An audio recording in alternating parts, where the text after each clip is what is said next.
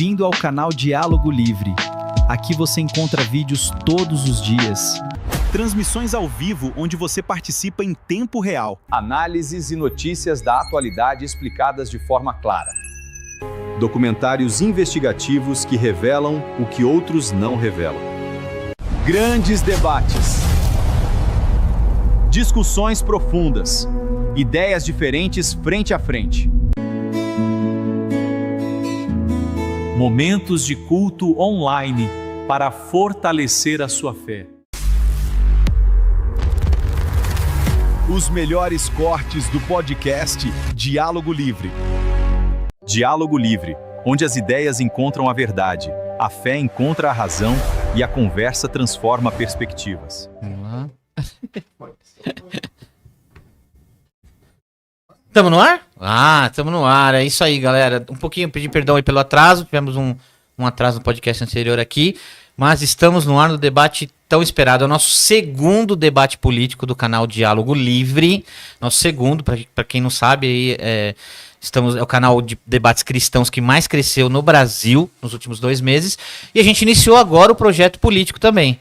Os debates políticos. Fizemos o primeiro, né, com o Victor Ruiz, o Denis Grillo e o Gabriel. Foi polêmico também. E hoje o nosso segundo debate. Antes de eu anunciar quem está aqui com a gente, que você já sabe, mas eu vou anunciar, queria falar um pouquinho. Inscreva-se no nosso canal. Muita gente passa pelo canal e não se inscreve. Só visualiza o canal e não se inscreve. A gente tem muito conteúdo bom. Vou dar só uma palhinha. Segunda-feira agora, dia 17, nós vamos ter nada mais, nada menos que o Chileno Gomes debatendo com o ex-ministro da Dilma da Educação, Renato Janine Ribeiro. Vamos ter um debate aqui dia 17, segunda-feira. Nós vamos ter o pastor Felipe Freire, aquele pastor que se veste, que é mulher, pastor, né, que se veste de mulher, contra o Israel Júnior. Nós vamos ter muita coisa. Dia 28, o Dória, nós vamos ter o Dória aqui. Quer dizer, aqui não, nós vamos entrevistar ele lá na Lide e vai dia 28 pro ar aqui.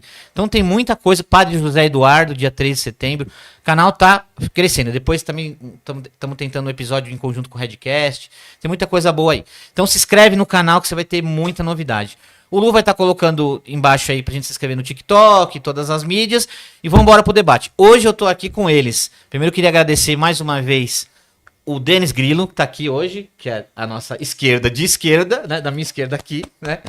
E o grande, já veio na casa várias vezes, mas é a primeira vez no Diálogo Livre, Paulo Cogos. Vamos começar pelo Cogos. Tudo bem, Cogos? Melhor agora, é uma honra estar aqui com vocês, com a nossa audiência.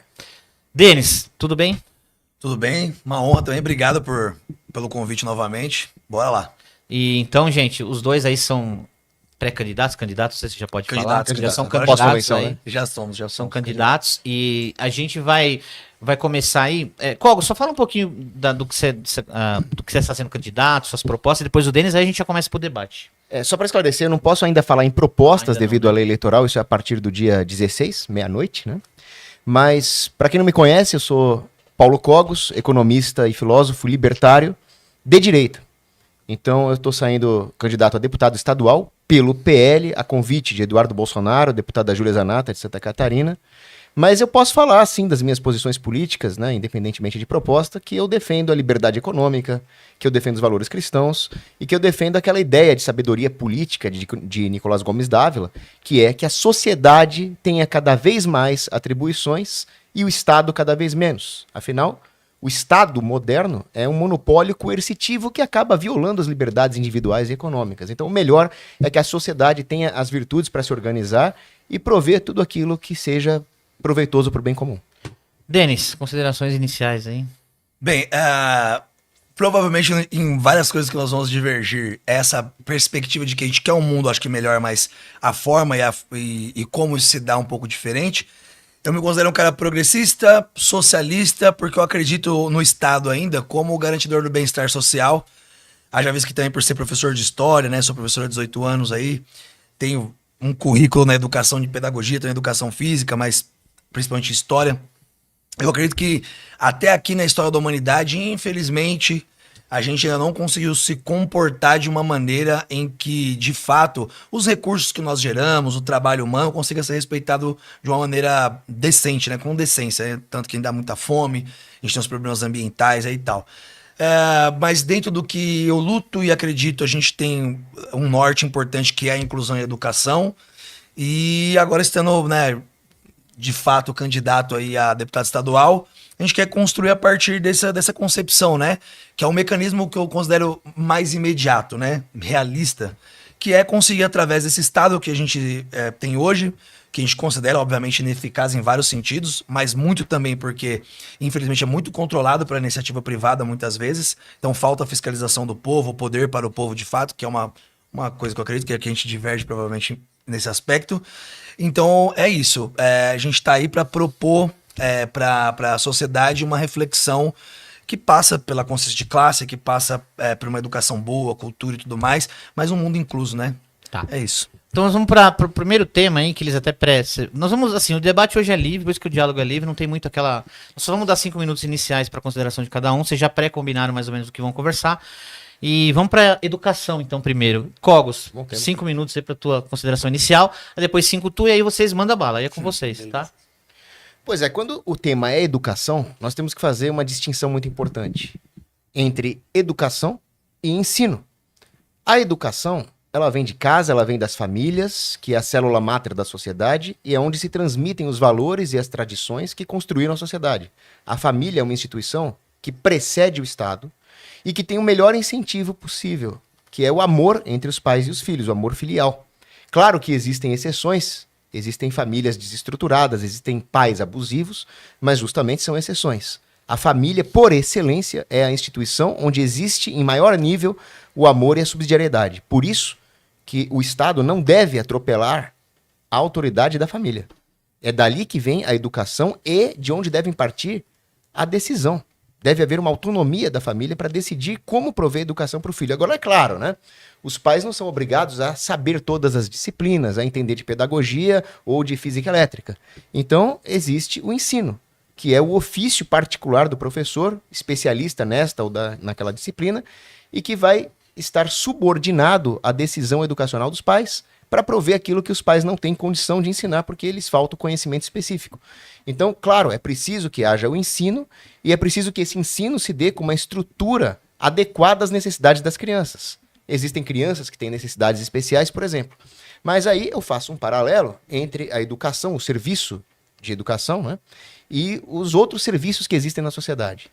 Quando na União Soviética, onde o Estado coletivizava a produção dos bens e serviços, havia, por exemplo, sapatarias estatais, a tendência era que os planejadores estatais não conseguissem prever quais seriam as demandas dos tipos de calçado.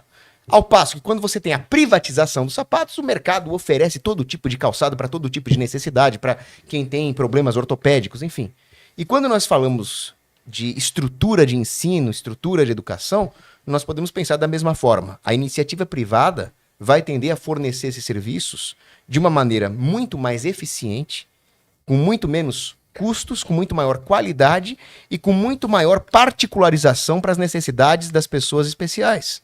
Por isso eu defendo que o serviço educacional seja privado o máximo possível, porque ele vai atender aos interesses legítimos das famílias, de uma forma economicamente racional, sem representar um ônus para a sociedade, e também com um suficiente grau de customização para atender as necessidades de pessoas que, o Denis concorda comigo, precisam ser atendidas. Não concorda comigo nos meios de fazer isso, mas concorda que pessoas com necessidades especiais têm que ter essas necessidades atendidas. Então, não é que a educação é uma mercadoria como qualquer outra e danem-se as pessoas. Não é isso que eu estou falando. O que eu estou falando é que, apesar da natureza particular da educação, da sua importância fundamental, ela ainda está submetida às mesmas leis econômicas da escassez, dos incentivos, que qualquer outro tipo de bem e serviço. E essas leis econômicas não podem ser ignoradas na hora de pensar como prover esse serviço. É isso, só sobrou um minuto ainda. Mas, Denis, agora as suas considerações, aí depois a gente entra no tema livre, nas discordâncias de cada um, aí pode interpelar o outro, tá bom? Só fazer uma ponderação, a gente combinou temas para ser debatidos, tá, gente? A gente não combinou nada. Sim, claro. Foi temas, e educação foi um deles, eu acho que a gente, como estando, né, para deputado estadual, né, candidato, precisa debater. Bem, a minha perspectiva, eu sempre tento trazer para a questão científica, né, e eu sou uma pessoa da área de educação há 18 anos, tive primeiro o curso de História, depois Pedagogia, Educação Física e tal, E bem, a gente tem que pensar primeiro que a educação não pode ser só pura e meramente uma transmissão de conhecimentos. E quando a gente pensa na sociedade em que a gente vive, nesse contexto, e infelizmente a gente vive num contexto que há uma grande onda de violências, né, cometidas socialmente, a educação ela passa a ser um marco muito importante para que as pessoas permitam-se viver de maneira livre das violências. Então, como isso se dá e acontece, né? Primeiro que a gente precisa de uma consciência muito genuína das pessoas a partir do conhecimento, da ciência, dos dados, etc., do que elas poderiam ter e não é dado, do que poderia ser ofertado e não é. E bem, eu acredito piamente que a educação no estado de São Paulo, por exemplo, ela infelizmente virou uma mercadoria, né? A plataformização ela é caótica e tudo mais. Então, acredito assim, que para a gente ter uma educação de qualidade e que defenda, por exemplo, a criança, que é o principal, né, hoje, né, alvo da educação, né? Não que os jovens e adultos também não estejam inseridos, mas pensando em educação básica, a gente precisa de uma política forte e consistente, principalmente científica. Por exemplo, o Cogos ali disse sobre a questão da família, né? A família é importante, mas a gente sabe que em números, muitas vezes as famílias não têm o pai, ou é uma mãe sozinha, uma mãe solo ali que tá se desdobrando e tudo mais. Então a gente precisa de uma escola que comporte também a realidade dessas famílias, principalmente das famílias periféricas, né? Então eu acredito que o Estado ele precisa garantir, através das leis e tudo mais, essa possibilidade de que as pessoas tenham um lugar seguro, com uma boa alimentação. E onde eu discordo, né? Que assim, quando a gente privatiza algo, ela vira mercadoria. Então, a partir do momento que a gente permite que a educação seja algo privado, e nisso eu sou radical, eu acredito que não deveria existir educação privada. Porque se todo mundo tem uma escola com boa referência, com bom currículo, estruturada, laica, etc., a família não vai perder a sua autonomia, né? Por exemplo, eu tenho uma educação cristã católica, mas eu estudei por um tempo numa escola que era evangélica. E o fato de eu estudar naquela escola evangélica nunca alterou o fato da minha criação cristã católica, por exemplo, né? Então eu acredito que aquilo ali me deu, inclusive, uma outra visão, uma outra perspectiva, inclusive de ser mais respeitoso, de pensar que o cristianismo não era só a caixinha que eu vivia ali. E isso serviria para tudo. Quando a escola é laica, por exemplo, quando a gente pensa no próprio ensino religioso, das crianças não cometerem atrocidades preconceituosas com o racismo, às vezes religioso e tal. Então eu acredito que o Estado, ele tem que ser esse mediador. Porque, senão, o que acontece? Alguns grupos sociais, principalmente aqueles que têm mais dinheiro, vão acabar se privilegiando dos que têm menos capacidade de dinheiro. Então, eu acredito muito que o Estado tem que ser esse mediador, que vai permitir uma educação forte, consistente, com base legal, com base de dados. E aí essas pessoas de fato vão ser livres, porque quando a gente parte do mesmo lugar, todo mundo vai ter ali, então, uma condição que a galera gosta muito, né, principalmente assim, quem se considera direito fala da meritocracia. Para mim, para existir meritocracia, todo mundo tem que partir do mesmo lugar. Se alguém tá mais à frente, fica impossível. Então eu vejo que o Estado é esse lugar garantidor do bem-estar social que deveria ser, e aí eu acho que todo mundo vai concordar que, infelizmente, nós temos hoje, tanto no Poder Executivo como no Legislativo, pessoas que são ineficientes, são ineficazes. No nosso caso aqui, no estado de São Paulo, a gente, das famílias atípicas, tem um mar de problemas para debater e discutir, por exemplo, com os apoios escolares. E eu imagino que, se privatizando tudo, isso ficaria ainda pior. Acho que a ineficiência seria maior. Eu acredito que a gente tem que ter nas mãos do povo a fiscalização do povo, com pessoas concursadas que principalmente não tenham o rabo preso com ninguém. Isso é muito importante também, para que a educação se dê de uma forma, de fato, de tornar as pessoas livres, para ser quem podem ser, ou, né, ou quem poderiam ser. Acho que é isso. Zerou aí? Bom, agora as considerações do Cogos iniciais, e aí depois a gente abre livre pro debate, tá? Ok. Vamos lá, 5 minutos pro Cogos. Eu notei na fala do Denis uma contradição. Porque se ele quer abolir a possibilidade de uma educação privada, então os pais não têm autonomia de escolher o modelo privado da educação dos seus filhos. Dentro do que nós chamamos de direita política, existe uma série de visões. Alguns querem a abolição imediata do Estado, outros querem um Estado mínimo. Enfim, o que eu estou dizendo aqui é que mesmo dentro do espectro da direita, nós não precisamos abolir completamente a participação do Estado. Por exemplo, se um pai comete um crime, um abuso, ou ensina nazismo para o filho, você vai provocar as instituições jurídicas que vão tomar as medidas cabíveis. Agora, o que eu defendo é que haja todos os modais, todas as opções legais, obviamente, disponíveis. Porque quando nós temos a possibilidade da educação privada, a possibilidade do homeschooling, nós estamos, primeiro, aliviando o peso, né, a pressão de demanda em cima do setor público. Então, o pai que quer ensinar a criança em casa ou colocar numa escola privada, ele está contribuindo para desafogar o sistema público e para que as pessoas que não tenham condição de pagar uma escola possam ter acesso a essa escola. Porque o setor público e o setor privado, nesse caso, vão se complementar. Segundo, eu discordo também do Denis quando ele fala que ao privatizar nós estamos reduzindo aquele serviço a uma mercadoria, no sentido de uma visão materialista. Por quê? Existem pessoas boas, pessoas más, mas o fato é que elas podem estar tanto no setor público quanto no setor privado. Existem pessoas boas no setor privado que gostam de prestar um serviço de excelência, de fazer o melhor para a criança, que procuram um sentido e um legado no que eles fazem. E aí, como é que nós fazemos para diferenciar as pessoas ruins ou as pessoas que são individualistas, materialistas, das pessoas que realmente querem fazer um trabalho bom? A melhor forma de fazer isso é deixar ter concorrência, para que o próprio processo do mercado filtre quem é bom e quem é mau. Outra coisa, o que diferencia o setor privado do setor público é que o setor privado vai buscar o lucro. Mesmo que seja uma instituição sem fins lucrativos, algum investidor vai querer buscar o lucro. Só que o contrário de lucro é prejuízo. E eu não acho que a sociedade tenha que ter prejuízo, porque o prejuízo significa que pessoas estão sendo obrigadas a arcar com perdas. Agora, esse lucro não precisa ser meramente um lucro contábil, financeiro.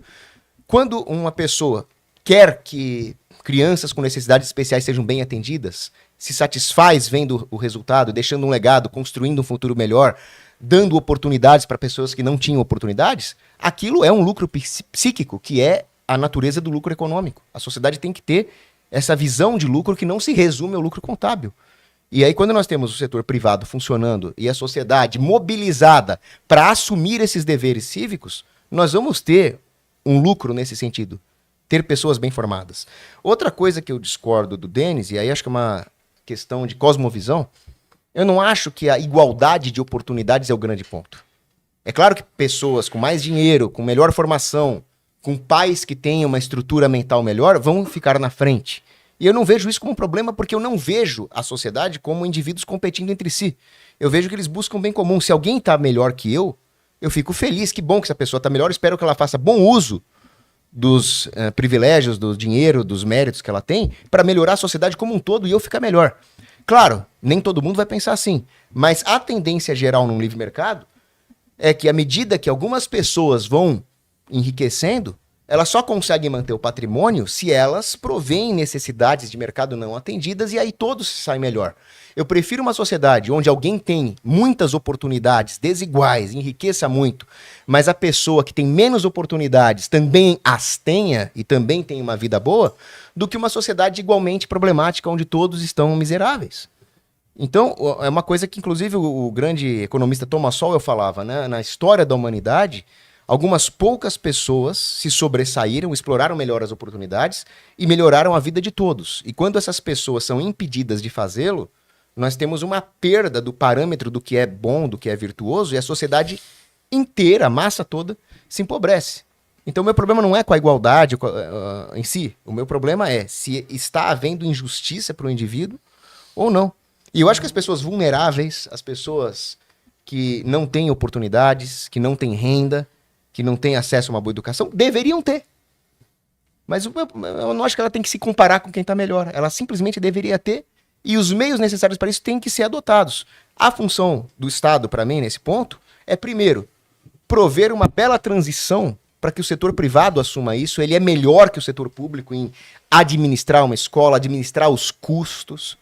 E o Estado simplesmente pode dar um voucher para a criança que não tem condições, colaborando com a iniciativa privada. E se alguém praticar uma ilegalidade, um abuso, uma negligência, você aciona as instituições jurídicas do Estado e toma as medidas cabíveis.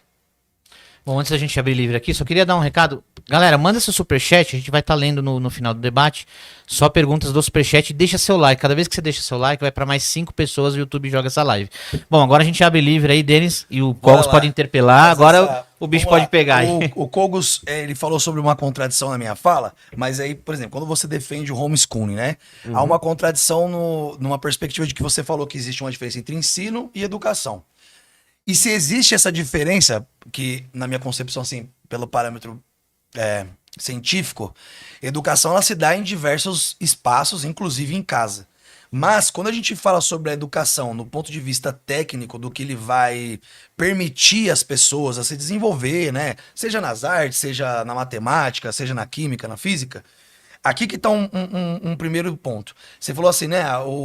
Como que a gente vai controlar que um pai que tem uma percepção, às vezes, nazista da vida, ele não transmita aquilo para a criança? Então, o que acontece? Quando a gente vive em sociedade, a partir de uma comunidade, eu acredito que essa comunidade ela tem que estar baseada em regimentos e regras, né, constitucionais. Por isso, eu acredito o seguinte, que culturalmente, educacionalmente, as pessoas elas não vão ter perdas, porque o teu pai e a sua mãe em casa, eles continuam tendo um papel educacional importante que tem que ser complementar. Pegando, por exemplo, mesmo na questão das pessoas neurodivergentes, né? A gente costuma dizer que o tripé imaculado para o desenvolvimento infantil de quem é diagnosticado com autismo, por exemplo, é escola, clínica, família. Quando tem essas três coisas, a gente acredita que tem uma generalização e é onde essa criança consegue se desenvolver mais, principalmente aquelas que são de suporte 2 e 3, né, que elas têm algum comprometimento maior. Mas quando a gente pensa isso mesmo para quem é típico, mesmo para quem está ali na escala de desenvolvimento de uma maneira regular, né, que é o esperado cientificamente falando, aí vem um ponto que é muito assim, importante. Como eu vou ter essa segurança de que essa família vai fazer isso? Aí você fala sobre o mercado, que ele vai se regular. Até hoje se mostra muito ineficiente mesmo isso. Porque aonde essa disputa... Porque o capitalismo ele cria uma cultura do ter, não do ser. Então as pessoas automaticamente, a partir desse viés, elas estão sempre em disputa. E aí não entra nem a questão de igualdade, que até a gente pode falar filosoficamente que é um pouco ultrapassado, que vem a questão de equidade. Porque quando a gente pega que as pessoas têm necessidades diferentes umas das outras, né? Quando a gente pega para nós mesmos somos neurodivergentes, a nossa necessidade é muito diferente. Então não adianta você só ofertar para mim aquilo que os outros têm. Às vezes em algumas questões eu vou precisar de algo mais, né? Tem uma charge bem conhecida, que ela ficou um pouco mais repetitiva, que mostra 3 crianças tentando olhar de um muro, e aí uma é um pouco mais alta, ela passa o muro, a outra tá quase conseguindo enxergar e a outra não enxerga nada. E aí vão lá e falam, vamos para a igualdade, e dão caixas para elas subirem. Uma fica muito mais alta, a outra consegue ver um pouquinho, a outra mesmo com aquela caixa não consegue ver.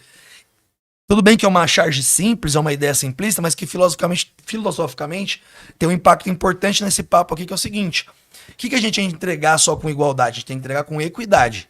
E aí, eu não vejo num conceito capitalista, onde a disputa, né, essa coisa sem freio do ter e não ser, eu não consigo enxergar a possibilidade, e isso é história também, de que vá ter algo justo nesse sentido, porque como tem sempre essa questão contraditória, né, esse paradoxo de ter que ser melhor e não e tirar vantagem e tal, vira só uma disputa por cabeça. Então, pensar uma educação privada 100% é ver um monte de gente brigando por mais clientes e aonde a qualidade visivelmente fica de fora. Eu não consigo enxergar nesse mecanismo, até porque o próprio capitalismo, a gente está destruindo o meio ambiente, está se matando por cada vez mais ter, e a gente vê pouca discussão, inclusive, de preservação, uma série de coisas que passa por isso também. Então, eu acredito assim que ele cria uma cultura de concorrência, o que é extremamente negativo, inclusive, para a educação, para qualquer modelo de educação isso é ruim, porque a educação ela precisa ser coletiva, ela precisa ser uma construção de comunidade, inclusive de entender que cada pessoa tem uma religião diferente do outro, que as pessoas vão nascer em lares diferentes. Então, assim, mesmo que pessoas com condições financeiras diferentes estudem num ambiente onde ali é equitário, que entregue-se para eles uma condição semelhante para que eles desenvolvam suas potencialidades, eu acho que isso é o caminho. Claro que a gente vai discutir educação, que tem coisas que a gente passa no dia a dia, né, na escola, que a gente... Uma coisa, o aluno que tem o que comer, aí chega outro aluno, ele não tem o pai e a mãe, pra gente não tem o que comer. Isso aqui já vai causar diversos aspectos que são complexos. Sem o Estado, será que uma empresa vai garantir, vai tentar dar algum subsídio para que aquela... Então, eu acho isso, assim, completamente, assim, inviável, pautado no mundo que a gente vê hoje de concorrência. Porque se você pegar concorrência alimentícia, concorrência de tecnologia, um tentando atropelar o outro, muitas vezes sem nenhuma ética... Aí imagina a educação, né? E a gente tá falando sobre o desenvolvimento das crianças e tudo mais. Então, eu vejo que tem essa contradição. Então, o homeschooling, ele vai fazer o trabalho científico, mas será que esse pai vai ter essa condição? Porque assim, eu não vejo que a família tem que estar perdida, a família tem que ser inserida no contexto escolar. E, inclusive, de muitas famílias que às vezes nem completaram, né, o ensino médio, o ensino básico, delas poderem ter essa possibilidade também. Por isso que eu defendo que tem que ser assim, estatizado, laico, protegido, com competência e pessoas concursadas, aonde não haja concorrência, onde haja um alicerce muito firme, científico, construído, e que essas crianças possam ser quem elas poderiam ser. É sempre isso que eu penso. É ofertar o que elas podem ser. Alimentar a concorrência, eu não vejo um norte positivo para educação nesse sentido. Ok, eu tenho aqui algumas divergências bem profundas em relação ao que o Denis falou, pelo seguinte: primeiro, concorrência não significa ódio, não significa inimizade. Concorrência significa que as pessoas estão tentando se superar e estão tendo no próximo um parâmetro para essa superação. E a concorrência vai existir, inclusive, no setor estatal. Só que a pergunta é: que tipo de concorrência? Quando nós temos o setor estatal, nós temos uma concorrência arbitrária. Por exemplo, o sistema de concurso público, de vestibular público, ele vai surgir na China antiga, quando os imperadores chineses, a partir de uma filosofia extremamente estatizante e legalista, criaram um sistema para que as pessoas prestassem uma prova e com essa prova definiam quem elas iam ser dentro do sistema chinês. Aquilo definia a vida da pessoa. Então havia uma concorrência brutal, extremamente estressante, e até hoje, em muitos lugares, é assim que funciona. Por quê? Porque nunca vai ter tudo para todos. Nós vivemos numa realidade de escassez. Agora, o que o capitalismo e o livre mercado fazem? Eles domam, eles domesticam, né, no bom sentido do termo, a concorrência. A concorrência acaba sendo limitada a um certo nicho de um certo setor, sem comprometer a harmonia social. Então eu posso ter uma padaria e concorrer com o dono da outra padaria, mas a concorrência entre as duas padarias está limitada. Eu não vou sair matando o dono da outra padaria, porque existem regras dentro do livre mercado de respeito aos contratos de propriedade privada, e a concorrência entre as padarias faz com que haja mais pães e de melhor qualidade para o resto da população. Então, o benefício em termos de coesão e harmonia social é muito maior do que qualquer inimizade que eu possa ter com o meu concorrente da outra padaria. Num sistema onde nós prezamos pelo livre mercado e não existe uma cosmovisão de igualitarismo imposto, eu posso muito bem estar dentro de uma escola, concorrer num concurso, concorrer na hora de fazer uma prova, e eu sei que o livre mercado, pelo seu próprio desenvolvimento, vai me prover as oportunidades e as condições dignas, sem que para isso eu tenha que me matar ou matar o meu coleguinha. Então, dentro desse sistema, eu consigo pensar o seguinte: olha, tudo bem, o outro passou numa prova que eu não passei, ele vai ganhar um salário maior que o meu, e eu não tenho nenhum problema com isso, porque eu estou simplesmente vivendo num arcabouço de respeito aos contratos e à propriedade privada, onde, historicamente, as pessoas mais pobres da sociedade tiveram um padrão de vida digno graças ao próprio livre mercado. Até num país politicamente comunista como a China foi assim. A hora que você tinha o maoísmo coletivizando a produção, todo mundo era pobre. A hora que você teve as reformas liberalizantes do mercado, a massa da população conseguiu sair do limiar da pobreza. Isso funciona com comida, isso funciona com educação também. Eu desejo que as pessoas tenham acesso à educação, mesmo as mais pobres. Só que é justamente no livre mercado que nós vamos ter essas condições. Por quê? Porque vejam o caso da Índia. Havia as escolas estatais e muitas vezes os pais não estavam satisfeitos com as condições técnicas, morais dessas escolas. Vamos lembrar que existe o problema do bullying, do racismo.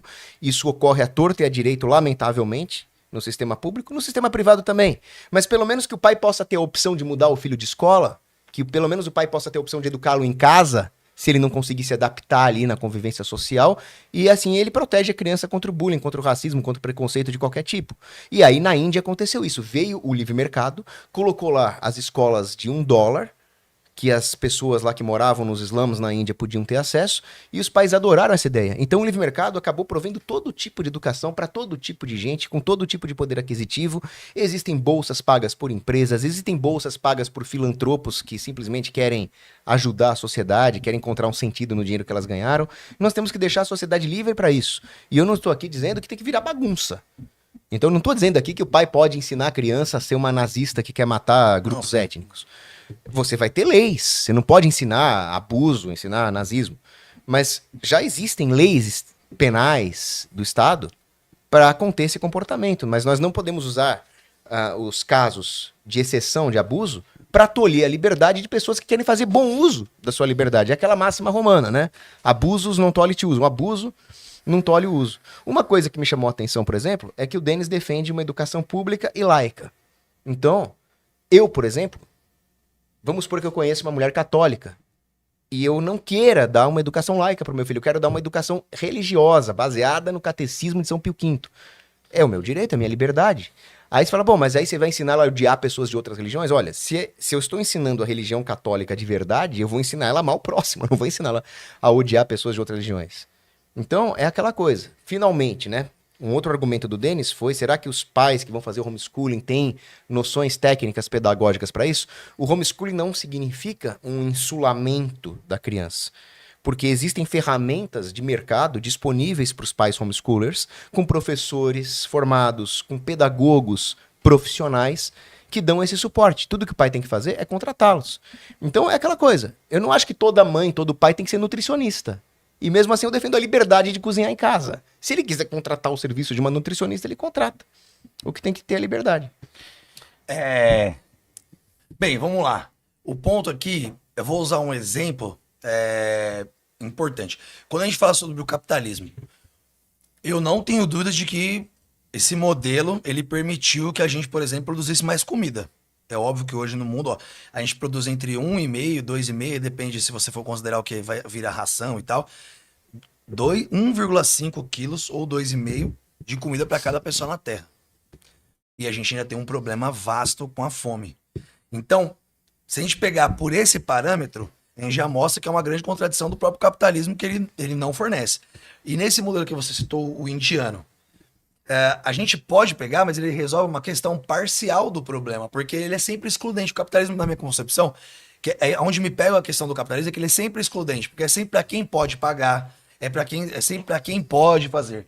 Então, aonde eu quero chegar? Ó, eu não gosto de ficar dando exemplo pessoal, mas vamos supor, eu tive uma criação católica, que eu citei antes, estudei numa escola em algum momento evangélica, e aquilo me permitiu ter uma outra percepção sobre o que era o catolicismo ali e tal, o cristianismo. Então eu percebi que existia um mundo muito além do focinho da minha família, que ia além, não é só assim. Então quer dizer que, nossa, a gente macula Nossa Senhora e eles, alguns até falam mal de Nossa Senhora, como assim? Então assim, aquilo foi importante para minha formação. E veja, os meus pais em casa tinham o papel de fazer essa mediação que eles acreditavam. Né? E eu lá na igreja, porque aqui a gente cria uma possibilidade, quando é laico, de que independente inclusive da formação familiar dessa criança, essa criança também tem a sua autonomia, porque ela também vai ter as suas próprias experiências, né?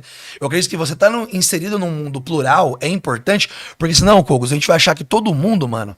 Por exemplo, se eu falar assim, ó, todo cara de direita é que não é o Cogos, todo cara de extrema direita é igual a tal pessoa, todo cara... Não é assim que funciona.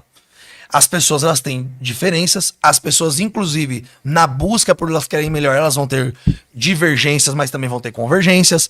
Quando a gente constrói algo laico e algo que não é excludente, eu acredito que acaba semeando, a partir de uma visão equitária, um sistema muito mais saudável, aonde a gente vai pegar o que tem de ausência, por exemplo, a gente pega a própria questão da alimentação, né? Hoje a neurociência já entende que até 6, 7 anos de idade, quem come mal vai ter uma educação, infelizmente, com alguns aspectos que ela vai ter menos nutrientes para, né, que vai ajudar na sua formação ali.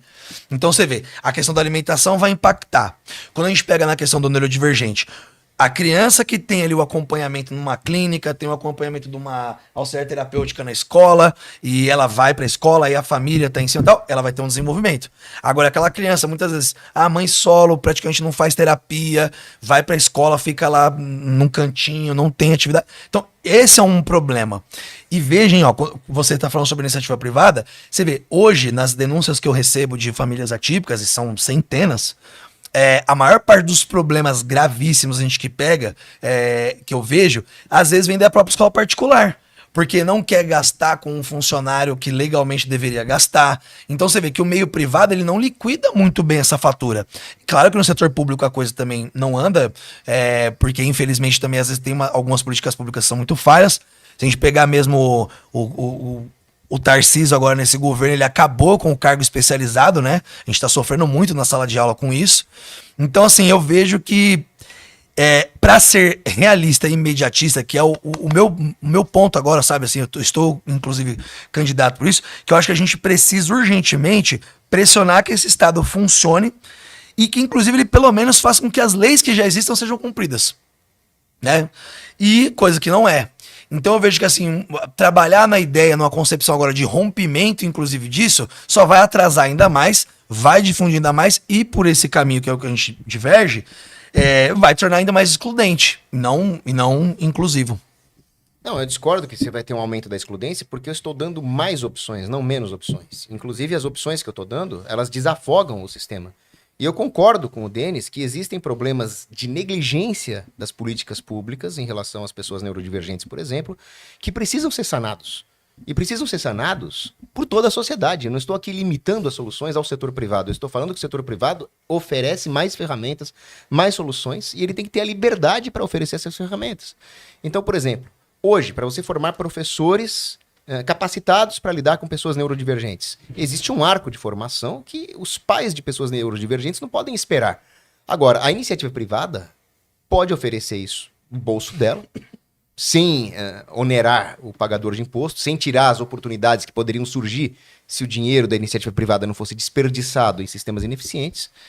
Existem cidades do interior, por exemplo, não tem como simplesmente pegar 95% de imposto para colocar um sistema de excelência no interior. Eu gostaria que todos os sistemas fossem excelentes, mas tudo tem um custo, existe escassez. Então, se nós pudermos ter uma colaboração entre o setor público e o setor privado, dando a liberdade e os incentivos para o setor privado investir voluntariamente seu dinheiro, nós vamos ter um aumento do bem-estar social para todo mundo. Então, para isso, é preciso criar esses incentivos. Por exemplo, uma escola privada que tivesse uma política de adotar alunos, de matricular alunos neurodivergentes, poderia ter um abatimento fiscal, poderia ter uma isenção tributária. Essa é uma política pró-livre mercado que seria excelente para as pessoas que precisam disso. Quando você fala que o livre mercado ele é excludente, eu vejo da seguinte forma. A política pública ela vai impor um modelo para todos, one size fits all. Então, a doutrina do sistema público, as diretrizes, as bases educacionais são essas. E não adianta a pessoa procurar algo concorrente porque não tem. Então, quem gostaria de ter outro sistema educacional não tem. Então, acaba tendo uma exclusão das pessoas que têm outras preferências. Quando nós temos ali um aumento do setor privado em relação ao tamanho total do setor educacional, nós temos mais liberdade, porque dentro do livre mercado existe espaço para todo mundo, existe concorrência de nicho. Então, quanto maior for a participação do setor privado, menos excludente ele vai ser, porque vai ter mais opções para todo tipo de gente. Tudo que nós precisamos é que haja um bom convívio entre as pessoas com as preferências distintas. E isso é parte de uma boa educação. Mas, naquilo que elas vão ter de preferências particulares, elas têm que ter essa liberdade. Tudo que eu estou falando aqui não é sobre excludência, é sobre liberdade. Ao mesmo tempo, nós sabemos que o setor público, principalmente no Brasil, ele é engessado, ele é burocratizado, as coisas demoram, existe corrupção. Querendo ou não, a realidade é essa.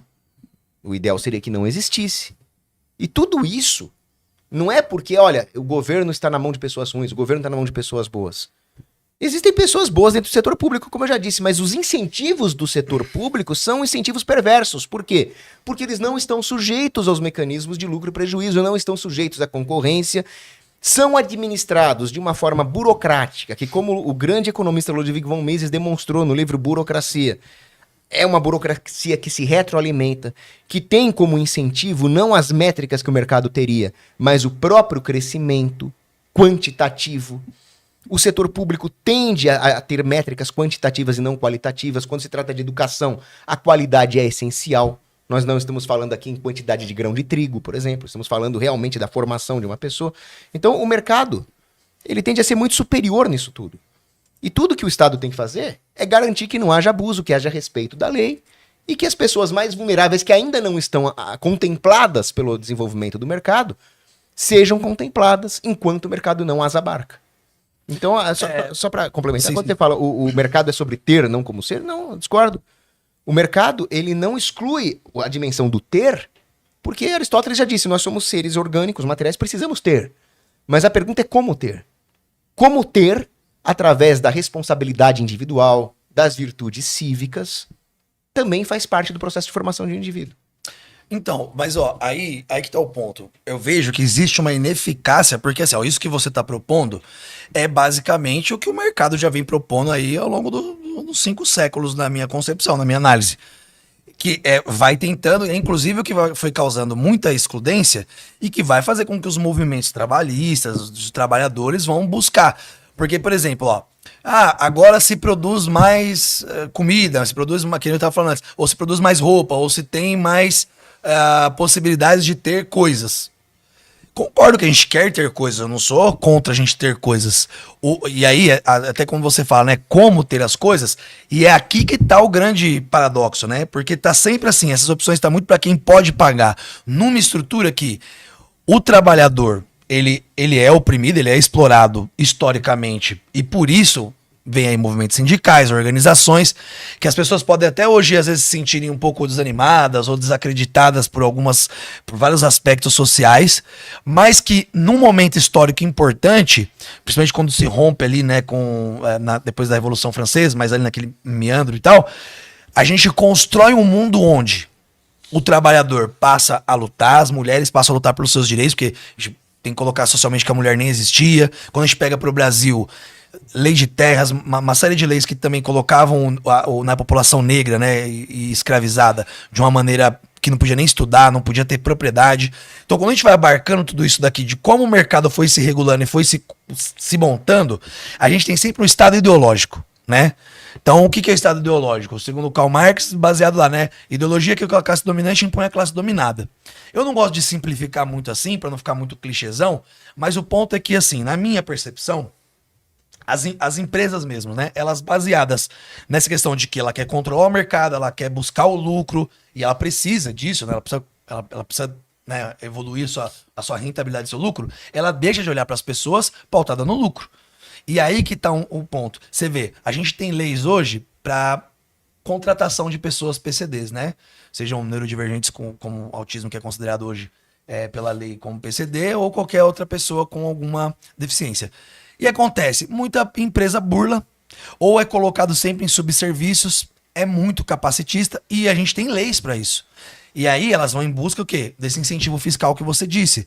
Então, aonde eu acho que a gente precisa construir, e aí eu penso assim que é ruim falar modelo, assim, eu acho ruim, um modelo, mas se tivesse um modelo que eu defendo, ele não é contra a liberdade, ele seria um garantidor da liberdade. Porque quando você fala assim, que a família ela precisa ter essa liberdade de ensinar, eu acho que ela não perde isso tendo uma escola onde de fato vai ter ciência. Porque aqui que pra mim, mano, é onde mais pega.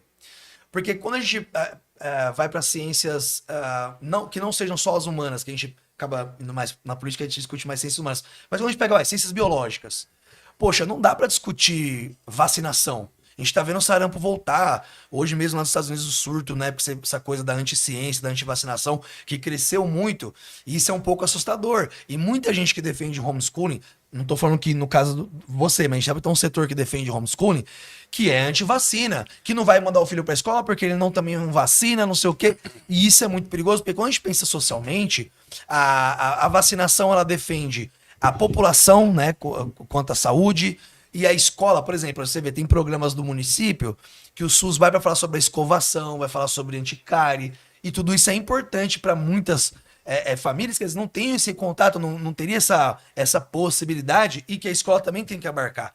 Inclusive, no modelo de escola que eu acredito hoje, tá até discutindo com uma moça que é da pedagogia, assim, muito importante do pessoal Santo André, a Beatriz, até mandar um oi para ela aí, se ela estiver assistindo. E a gente tem discutido muito sobre como a escola tem que se constituir e se construir.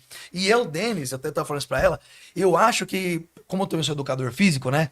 A gente separa muitas coisas da educação que deixa de ser científico e deixa de cumprir importâncias na vida das crianças, como, por exemplo, não dá mais para não ter saúde na escola. Não dá para você achar que saúde é uma coisa e educação é outra, porque elas são a mesma. Porque muitas dessas famílias vão com ou uma péssima alimentação, ou com uma péssima escovação, ou a questão da própria vacinação. Então, acho que saúde não dá para separar. Por quê também? Quando a gente pega na questão dos neurodivergentes, que precisa de um acompanhamento terapêutico e tal, isso também se dá por meios da saúde. E você vê, o educador físico, ele é um educador? Ele é, mas ele é um educador físico, no sentido da saúde. Ele é um trabalhador da saúde também. Então a gente precisa ver essa escola com uma outra dimensão, de uma outra maneira. E eu, sinceramente, vendo como se comporta a indústria cultural, como ela se põe hoje, a indústria da saúde, porque não, né? Porque quando a gente pega os próprios convênios que não cumprem, né, suas diretrizes, não dão o tratamento para as crianças atípicas como deveria, mesmo se pagando um convênio muito caro, tem que processar e tudo mais. Eu não vejo o cumprimento desses setores privados. Eles só visam lucro. Você vê, os seguros de saúde lucraram bilhões e querem excluir o tratamento atípico. Não permitem nem que você faça hoje. Não, então tudo bem, eu posso pagar, eu quero pagar convênio pro meu filho. Muita criança atípica não pode pagar convênio, tá, gente? Aí vai para mais de R$1.000, R$2.000. E aí para uma família que tem um salário baixo, como que ela faz isso? Por isso que assim, quando você fala, eu entendo que no qualitativo e num campo ideal poderia ter algum mecanismo, mas aí quando eu vejo pro campo, na minha percepção, claro, né?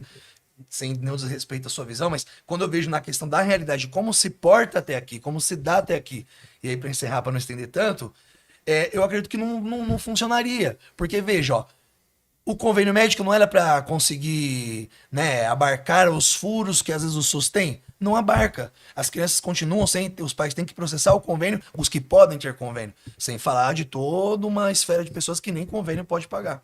Bom, primeiro eu quero mandar um grande abraço pro Márcio Cogos, meu primo, que está aqui nos assistindo. E agora, voltando ao debate, vejam só, o Estado, ele praticamente consegue financiar suas atividades de maneira coercitiva ou fraudulenta. Então, ele aumenta os impostos, que é coerção, ou ele emite moeda, o que eu considero um tipo de fraude, de usura. Então, o Estado ele pode simplesmente se financiar o quanto ele quiser, arrancando da iniciativa privada. E mesmo assim, nós vemos no noticiário, nós vemos na experiência própria, que o setor público de educação está sempre em frangalhos. O mesmo vale para a saúde. A única coisa que sempre funciona é a indústria da multa e a Receita Federal, que é de interesse direto da sanha arrecadatória do Estado. Ao passo que o mercado, a situação em que o mercado se encontra é sempre a seguinte: regulação, impostos, fiscalização. É sempre o poder do Estado limitando a capacidade da iniciativa privada. Então, eu concordo com o Denis, seguros são caros e muitas pessoas, inclusive pessoas que têm problemas atípicos, raros, acabam não sendo contempladas pelos seguros. O que nós precisávamos? Precisávamos de mais liberdade econômica, desoneração dos setores privados de saúde e educação, para que essas pessoas pudessem ser contempladas. E se não forem, por que não os vouchers? Esse tipo de saída que existe para que o Estado colabore com a iniciativa privada, que é muito mais rápida, muito mais eficiente. Eu não quero te cortar. Soluções. Você tem algum exemplo de onde vouchers funcionaram? O Chile, por exemplo. Mas como funcionou O no sistema Chile? de educação no Chile... pergunta mesmo. Sim. No sistema de educação chileno, o que aconteceu? Eles tinham lá um sistema público com todos os problemas que nós temos hoje, e aí eles chegaram à conclusão, os Chicago Boys, de que a iniciativa privada poderia oferecer os seus préstimos. Então o Estado pagou vagas para as crianças nessas escolas, para que elas tivessem a qualidade do ensino privado, pagos com o dinheiro público. Isso fez com que o próprio dinheiro público fosse economizado, porque a gestão privada era mais eficiente.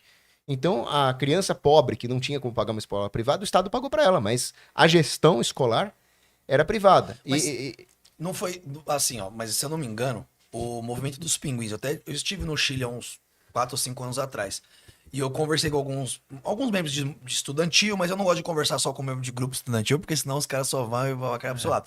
A gente conversou com uma galera da universidade, e eles falaram também que isso que você está falando também não cumpriu-se para todos os setores da sociedade. Não, aí que tá a beleza do sistema chileno.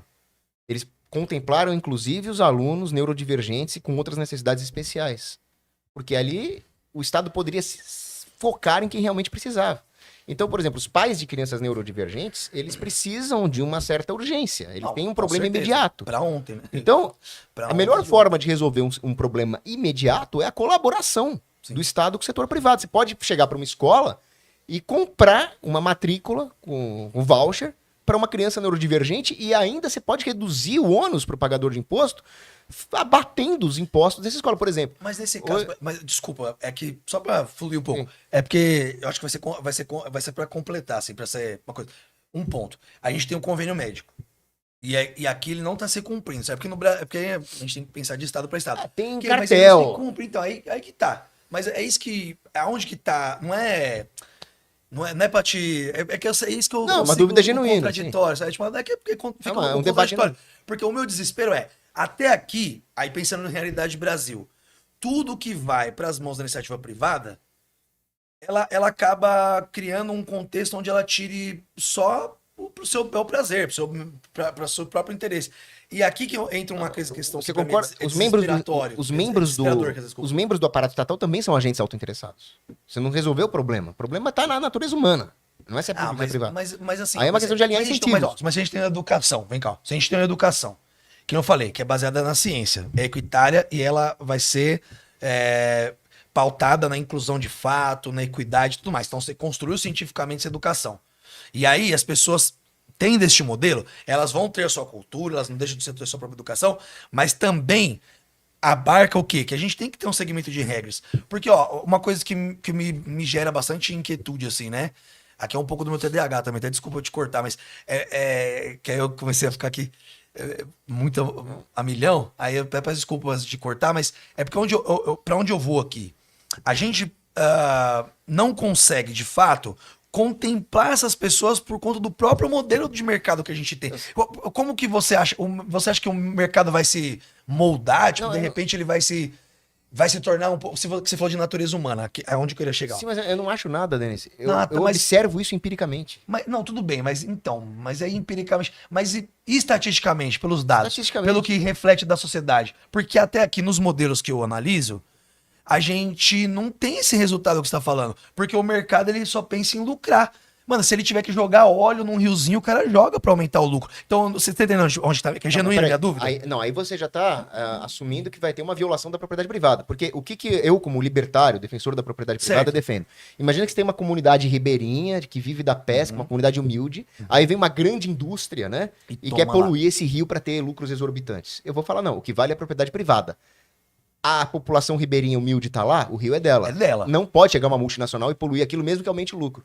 Infelizmente, quando eu fiz faculdade de economia, Tá. tinha gente lá que não é libertária, que defende o tal do imposto de PIGU. Eles falam, olha, o ganho social do lucro da indústria é maior do que do PIB da Vila Ribeirinha, então pode poluir. Porra. Eu deploro essa visão. Essa foi a minha Não, reação. puta que pariu. Não, filho da puta. É inacreditável. Eu concordo com você, isso é um Não, abuso. Então, né? beleza. É porque assim, ó. Mas ainda a mais solução para isso é permissão- defesa da propriedade privada. Tá. O rio é da comunidade, não pode ser poluído. Então, se um pai neurodivergente tem um contrato com uma escola e a escola não cumpre em nome do lucro, é uma quebra de contrato. Ah. Mas aí Né? mas você concorda? Quem que vai ser o regulador disso? Não tem que ser o Estado? Olha, eu até tenho uma visão anarcocapitalista, onde eu Mas pego... pensando imediatamente. Então, imediatamente é o Estado. O Estado tem essa função. Eu concordo que o Estado hoje tem que resolver funções como garantia dos contratos, defesa das fronteiras, esse tipo de coisa. Não, sabe por quê, Paulo? Porque aonde eu coloco? Eu sou socialista. Por conta disso. Porque quem que vai regular essa parada? Por exemplo, a gente chegou num ponto aqui. Nós dois não tiraríamos os ribeirinhos. Desculpa, vou terminar. Nós dois não tiraríamos os ribeirinhos ali. Pô, acabou. Porque propriedade privada eles estavam ali, eles cuidam do local e acabou. Só que assim, quem que vai garantir isso? A minha urgência é essa. Quem que vai garantir isso? Não, mas você não precisa ser eu sou anarcocapitalista, mas você não precisa ser um anarcocapitalista, você pode ser um libertário minarquista, por exemplo, para falar, olha, a função do Estado é a garantia dos contratos e a defesa das fronteiras e a segurança pública. Você pode pensar assim, então você vai ter um Estado que garante que os contratos sejam cumpridos. Inclusive, se ele não está preocupado em fazer uma engenharia social, em produzir bem esse serviço, ele pode se focar em garantir os contratos, ele vai fazer isso de forma mais eficiente. Agora, você falou em estatística, né? Certo. Estatisticamente e empiricamente, nós temos escolas, né? O Centro Lume, o Próximo Degrau, né? Tem uma outra em Indianápolis também, que são escolas especializadas em crianças neurodivergentes Certo. e atendem muito bem essas pessoas. Particulares? 100% dessas escolas especializadas em neurodivergentes são privadas. Nós deveríamos incentivar, porque é um trabalho bonito que eles fazem. Agora, claro, nem todo mundo é anjo, nem todo mundo é santo. Aí o Estado vai ver se os contratos estão sendo cumpridos, vai punir quem cometer abuso, quem cometer violação de contratos. Essa é uma função legítima do Estado. É que aí que tá, onde a gente vai sempre divergir. Porque eu vejo que, infelizmente, eu acredito assim, que pode ter livre concorrência em vários setores, cara. Tudo bem, se o cara quer produzir roupa, se ele vai produzir um lanche, ele tem uma tag. Porque aí sim, o sabor daquele ali vai conquistar o do outro e papapá. Mas educação, saúde e segurança pública, saneamento também, né? São setores que eu não consigo ter essa percepção de que a gente teria uma relação salutar, porque aí que tá. Quando você joga para uma instituição ter lucro com algo, ela veja a educação de uma maneira muito deturpada. Porque para mim, educação é sempre investimento. Saúde é sempre investimento. Eu não tenho gasto com educação. Eu não tenho gasto com saúde. É investimento. Porque todas as sociedades que a gente vê que elas estão, digamos, dando certo, que elas estão nos prumos, onde a gente vê que não tem pessoas na rua, que até o sistema prisional funciona como o caso da Dinamarca, etc. Você vê que a sua estrutura, a maneira com que ela se comportou, foi com um Estado bem regulamentado, que há uma distribuição de renda. Por exemplo, Denis, eu acho assim hoje, né? Quando a gente faz os estudos, hoje já tem uma garantia de que todo mundo poderia ter uma renda mínima. Existe riqueza para se garantir uma renda mínima para todo mundo. Até tem um estudo do ex-senador, né, do Suplicy, que é muito bem articulado sobre isso. Mas não há interesses políticos de que isso aconteça. Porque quando a gente pega alguns municípios, é um programa que a gente pode ter contradições, pode ter algumas discussões, mas o Bolsa Família aqui no Brasil, logo quando ele inicia, ele deu mostras estatísticas interessantes de que cada R$1 dele se tornava 3 para a nossa economia. Porque lugares onde não tinha riqueza, as pessoas não tinham renda, ela passa a gerar. A mercearia vira um mercado, o supermercado começa a contratar, a pessoa daqui a pouco não precisa mais do Bolsa Família e para assim diante. Então a gente já tem exemplos viáveis disso. Só que eu vejo que quem está no setor privado, ele pensa no acúmulo, ele não pensa na divisão. Nem todo mundo tá pensando que, não, eu vou montar minha empresa, eu quero ser empreendedor, eu vou colocar todo mundo, a gente vai fazer uma cooperativa, não, a gente vai fazer o salário de todo mundo ser bom. O que a gente vê dos modelos capitalistas até o momento, e isso é acachapante, há uma diferença salarial absurda entre quem é o proprietário ou quem são os grupos proprietários de quem trabalha. Quem ganha melhor está sempre numa hierarquia muito injusta. Então, eu não consigo enxergar na educação e na saúde que a saída seja a saída né, do livre mercado, porque ela vai continuar essa lógica, sabe, violenta, sagaz, de tem que disputar, de tem que disputar. Basta a gente ver hoje o que acontece com alguns setores, por exemplo, das pequenas farmácias. As grandes farmácias que se articularam, essas grandes monopólios que foram se criando, elas mudam o nome de fachada, mas é o mesmo grupo, e essas farmácias de esquina, elas estão se acabando. Daqui a pouco não tem mais aquele cara que era o farmacêutico conseguir trabalhar. Ele vai ser obrigado a ceder o espaço dele e trabalhar numa farmácia para ganhar muito menos. Aí Então, eu discordo da análise que você está fazendo do fenômeno econômico da cartelização, que é causado principalmente porque os pequenos comerciantes, os pequenos players no mercado não conseguem arcar com o custo regulatório, com os impostos, e acabam indo à falência e acabam concentrando o mercado em alguns poucos. Então, mas o Estado é ideológico, ele que cria os impostos, ele facilita para quem tem mais e ferra quem tem menos. Então, você está concordando comigo que o Estado não é uma instituição imparcial e impessoal que vai administrar a sociedade da maneira mais eficiente possível. Ela é composta de seres humanos falíveis e autointeressados. Por isso que eu não quero dar o poder para essas pessoas que são tão falíveis como qualquer outra, um poder de monopólio, porque justamente o problema é a simetria de poder que o Estado tem em cima da sociedade. Mas aí os caras que fazem o monopólio são justamente os que estão no poder, é os que investem muito mais em campanhas. Por exemplo, uma candidatura de esquerda, ela tem muito menos dinheiro, por quê? Porque muito mega empresário investe no candidato da direita, e que aí eu não tô falando de todos, tá? Porque é isso, mas a gente sabe que tem muito candidato, por exemplo, do Centrão, vai, vamos falar assim, Centrão, os caras investiram na esquerda. Então, aí os caras, não, tudo bem, mas fala assim, mas aí os caras vão defender o interesse de quem ali? É isso que eu tô falando, assim, esse que é o problema. Justamente, aí você tá falando de um fenômeno, que eu concordo que é um problema, que é quando o Estado se deita na cama com o grande empresário. E esse fenômeno tem nome, se chama fascismo. A verdadeira definição de fascismo é quando existe E quando bilionários estão na presidência de um país, então, a fusão entre poder corporativo e poder estatal. Essa era a definição do próprio Mussolini.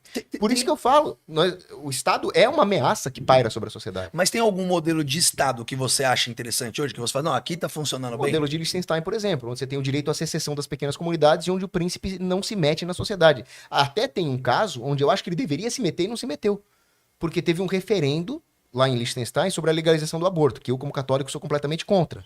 E aí o príncipe de Liechtenstein falou, olha, se vocês aprovarem o aborto, eu abdico do trono. Eu até acho que ali seria o caso dele intervir de maneira mais coercitiva ali, para impedir o assassinato de bebês. Mas e a liberdade de quem decide fazer não, eu sou contra a liberdade de matar um ser humano inocente. Isso não, para mim isso não é uma liberdade, isso é um crime, né? Então, liberdade de roubar, de matar, para mim não existe. Agora, o ponto, ou liberdade de fraudar também, que é o problema é quando o grande empresário se junta com o governo, o que ele faz? Ele compra o legislador, ele compra a liberdade de praticar fraude, de fazer maracutaia e de, com isso, destruir os seus concorrentes. Isso eu sou contra. Agora, o que eu defendo que seja feito, principalmente numa área tão sensível quanto a educação, e ainda mais sensível à educação de pessoas neurodivergentes, que é uma pauta importante. Eu defendo que o Estado dê a liberdade para a iniciativa privada prover soluções para essas pessoas e, se necessário, comprar as vagas de matrículas de alunos neurodivergentes nessas escolas que têm a excelência técnica, que têm a excelência gerencial, e se o problema for dinheiro, nós fazemos como o Chile fez. Voucher. O Estado vai subsidiar a matrícula dessas crianças, mas sem destruir, sem tolher a liberdade e a eficiência da iniciativa privada, que é o que ela tem de melhor. Agora, uma coisa que você falou, né? Ah, tudo vai virar lucro. Vamos ver, já que você citou história, vamos ver a questão histórica no Brasil. Quando os primeiros educadores chegaram no Brasil, não eram empresários materialistas visando lucro, eram jesuítas. Sim, O que esses jesuítas fizeram? Anchieta, Manuel da Nóbrega, eles protegeram os índios contra a escravidão. Infelizmente houve, mas teria sido pior se não fossem eles. Educaram os índios com uma educação invejável, né? Muitos índios viraram teólogos, filósofos, advogados, médicos. E todo esse sistema acabou sendo prejudicado quando o Marquês de Pombal resolveu centralizar e regular tudo. Porque aí nós tivemos a perda da liberdade educacional. Aí, uma coisa que me chamou muita atenção que o Denis falou, e aí eu tenho certeza que o Denis vai discordar muito de mim aqui, que é o problema do antivax, né? Antivacina. Eu estava num debate uma vez com um esquerdista no Spectrum, e ele falou, Cogos, e se o pai resolvesse antivax ou nazista? Aí eu falei, olha, você não pode colocar essas duas coisas no mesmo balaio. Por quê? Porque nazismo é sobre ditadura, é sobre agressão. Enquanto antivacina significa liberdade de escolher tomar ou não tomar a vacina. Mas aí você pode matar muita gente se você não toma a vacina. Se você assumir que a vacina vai salvar as pessoas, mas isso não tem base científica. Não, tem total base Pelo científica. contrário, Pô. hoje você está tendo o doutor sem vergonha lá, o Fauci, sendo levado a tribunal nos Estados Unidos pelo secretário de Educação do Trump, falando, olha, você mentiu para as pessoas sobre essas vacinas aí, daquela pandemia. Então, se a vacina for funcionar, é preciso ter pessoas que escolham tomar e pessoas que escolham não tomar, porque aí você vai ter parâmetro de comparação. Você vai ter um teste de eficiência e segurança de uma vacina. Mas nesse momento tá tendo parâmetro tá tendo esse parâmetro que você falou de comparação. A antivacinação de sarampo voltou o sarampo e tá matando gente pra caramba. Inclusive hoje nos Estados Unidos, lá, não sei se foi hoje ou ontem, teve que voltar atrás, inclusive o secretário de saúde do Trump tava lá falando, gente, vamos vacinar, senão ferrou. Agora uma pergunta, mas só termina aí. Eu vejo esse argumento de, olha, vai ter pai que não quer dar vacina como uma ameaça, porque se a educação for obrigatória nesse ponto, a ponto de abarcar também regulações de saúde, nós vamos perder a liberdade médica. E nós vimos lá na pandemia que houve a perda da liberdade médica, com graves prejuízos para a sociedade. Mas é que assim, é que eu fico num contradito, ó, porque assim, ó, você tá na sua base de construção aí, você até aqui fez diversas citações, você usou de uma lógica científica, metodológica aí, né? Se a gente pegar pelo cartesianismo e tal. E você construiu assim. Mas se a gente for usar pela essa mesma lógica de construção e de base de dados, a gente precisa considerar que vacina infinitamente salvou pessoas, ao contrário de fazer mal. Isso é dado. Né? Desde quando ela foi criada lá na varíola, sarampo, etc. Então, aqui tem um primeiro ponto. E aí, como eu defendo que a educação seja científica, eu tenho que usar de métodos científicos de análise científica para a construção dessa educação, onde as pessoas compreendam que estatisticamente a vacina vai trazer uma segurança social e que isso não seja uma questão de imposição, seja uma lógica, assim como todo mundo sabe que se alimentar é importante, que ter uma alimentação regulada e com valor nutricional suficiente é importante. Então tem algumas coisas que não dá para você abrir mão e que elas vão de uma base científica. Então assim, eu não posso me expor a irradiação. Ah não, mas poxa, tudo bem se tentar, se ficar um pouquinho não tem problema. Para mim entra muito semelhante no caso da vacinação e antivacinação. E aí também tem outro ponto quando você cita a questão dos jesuítas, né? No Brasil, quando se chegou aqui, tinham 1000 línguas. A gente não tá nem falando de cultura, eram 1000 línguas faladas no Brasil. A partir do momento que tem a invasão, a ocupação, e aí isso é uma questão histórica importante, que como professor de história eu quero fazer um adendo aí e uma reflexão, e aí podem buscar análise aí, né, fazer as conferências que vocês quiserem. Os jesuítas, na verdade, eles foram um braço ferrenho, olha, eu sou católico, então eles foram um braço ferrenho da destruição dos povos indígenas, muito pelo contrário, eles não ajudaram a defender. Tanto que quando começa o tráfico humano, né, que aí vem as pessoas sequestradas da África para o Brasil, é porque os povos indígenas foram ofertando muita resistência, como tem neste momento acontecendo guerras no Brasil e pouca gente sabe. Vocês podem buscar, tem dados. Neste momento, os povos indígenas continuam, né? Os povos originários do Brasil continuam em guerra contra o Estado brasileiro, que continua oprimindo e tomando muitas terras dos povos indígenas, inclusive. E a gente tem contato com muitos companheiros indígenas, né? E de terras aqui em São Paulo ou de outros movimentos de outros lugares. Hoje nós temos menos de 200 línguas indígenas no Brasil. Então, e isso muito pelo processo também do próprio catolicismo. Então, assim, tudo bem, realmente, a educação ficou por muito tempo nas mãos da igreja, mas isso acontecia muito porque os fidalgos e famílias estavam vinculados ainda, porque o Brasil é descoberto ainda no término ali do feudalismo, né? Ainda existia uma concepção feudal de mundo e tal, né? Uma estrutura que era muito correlacionada ali ao Senhor, à igreja, e todo o resto era resto, porque esses eram os escolhidos por Deus. E isso foi sendo levado de uma lógica perversa, inclusive, né? Historicamente falando. E no Brasil não foi diferente. Então os povos indígenas foram sofrendo ou morrendo por doenças. E a resistência indígena, ela acaba sendo muito importante nisso que você falou. Porque aí, isso aí, né, essa fala de que eles ajudaram, na verdade é porque tem discursos de alguns padres que vão falar que os índios tinham jeito porque eles tinham alma, enquanto os povos traficados de África, sequestrados, né, humanos sendo sequestrados, eles não tinham alma. E é aqui que tem uma justificativa, inclusive, que é um braço da eugenia, que depois a gente pode embarcar tanto no racismo quanto no capacitismo, que é de colocar essas pessoas como inferiores. E a cultura indígena é colocada ainda como inferior hoje, né? Tanto que, infelizmente, não há respeito às comunidades ribeirinhas. Vários povos indígenas são invadidos, têm suas propriedades tomadas. Por isso que eu acho assim, quando a gente fala sobre a privatização, sobre o capitalismo, para mim eu vejo que esse sistema, ele se impõe desta maneira. Eu não consigo enxergar onde o sistema capitalista vai conseguir ter, na sua premissa, o ser, a socialização das coisas. Então você vê, ó, as comunidades comunitaristas que eram os povos indígenas, quando você pega da maneira com que eles compunham, trabalhavam, dividiam o trabalho, a produção, ela era o quê? O nosso. Existe uma coisa ou outra que era minha, mas o básico é nosso. A educação é nossa. Tanto que tem muitas lideranças indígenas que eles acham um absurdo a gente deixar os nossos filhos serem educados, né?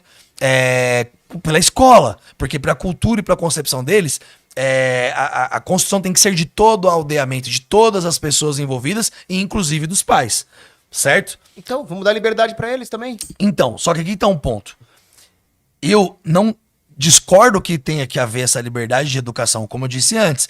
O que eu discordo é que, em como a sociedade está posta, na percepção que a gente tem de mundo, na estrutura que a gente tem de mundo, a gente precisa criar uma escola que seja científica, que defende, inclusive, todas essas coisas que eu estou falando, que são de liberdades individuais, etc., mas que construa um cidadão, né, lá no final desse percurso, que de maneira equitária ele possa ser quem ele pode ser. E aí, cada um nas suas capacidades, etc. Agora, tem outras premissas também, que a gente está aqui longamente discutindo mais educação, mas que também vão abarcar a questão econômica e tudo mais. Que nem quando você fala que é só dar voucher, aí tem um problema, porque significa, então, que a gente não conseguiu liquidar problemas econômicos, né, que a gente não conseguiu liquidar outras coisas.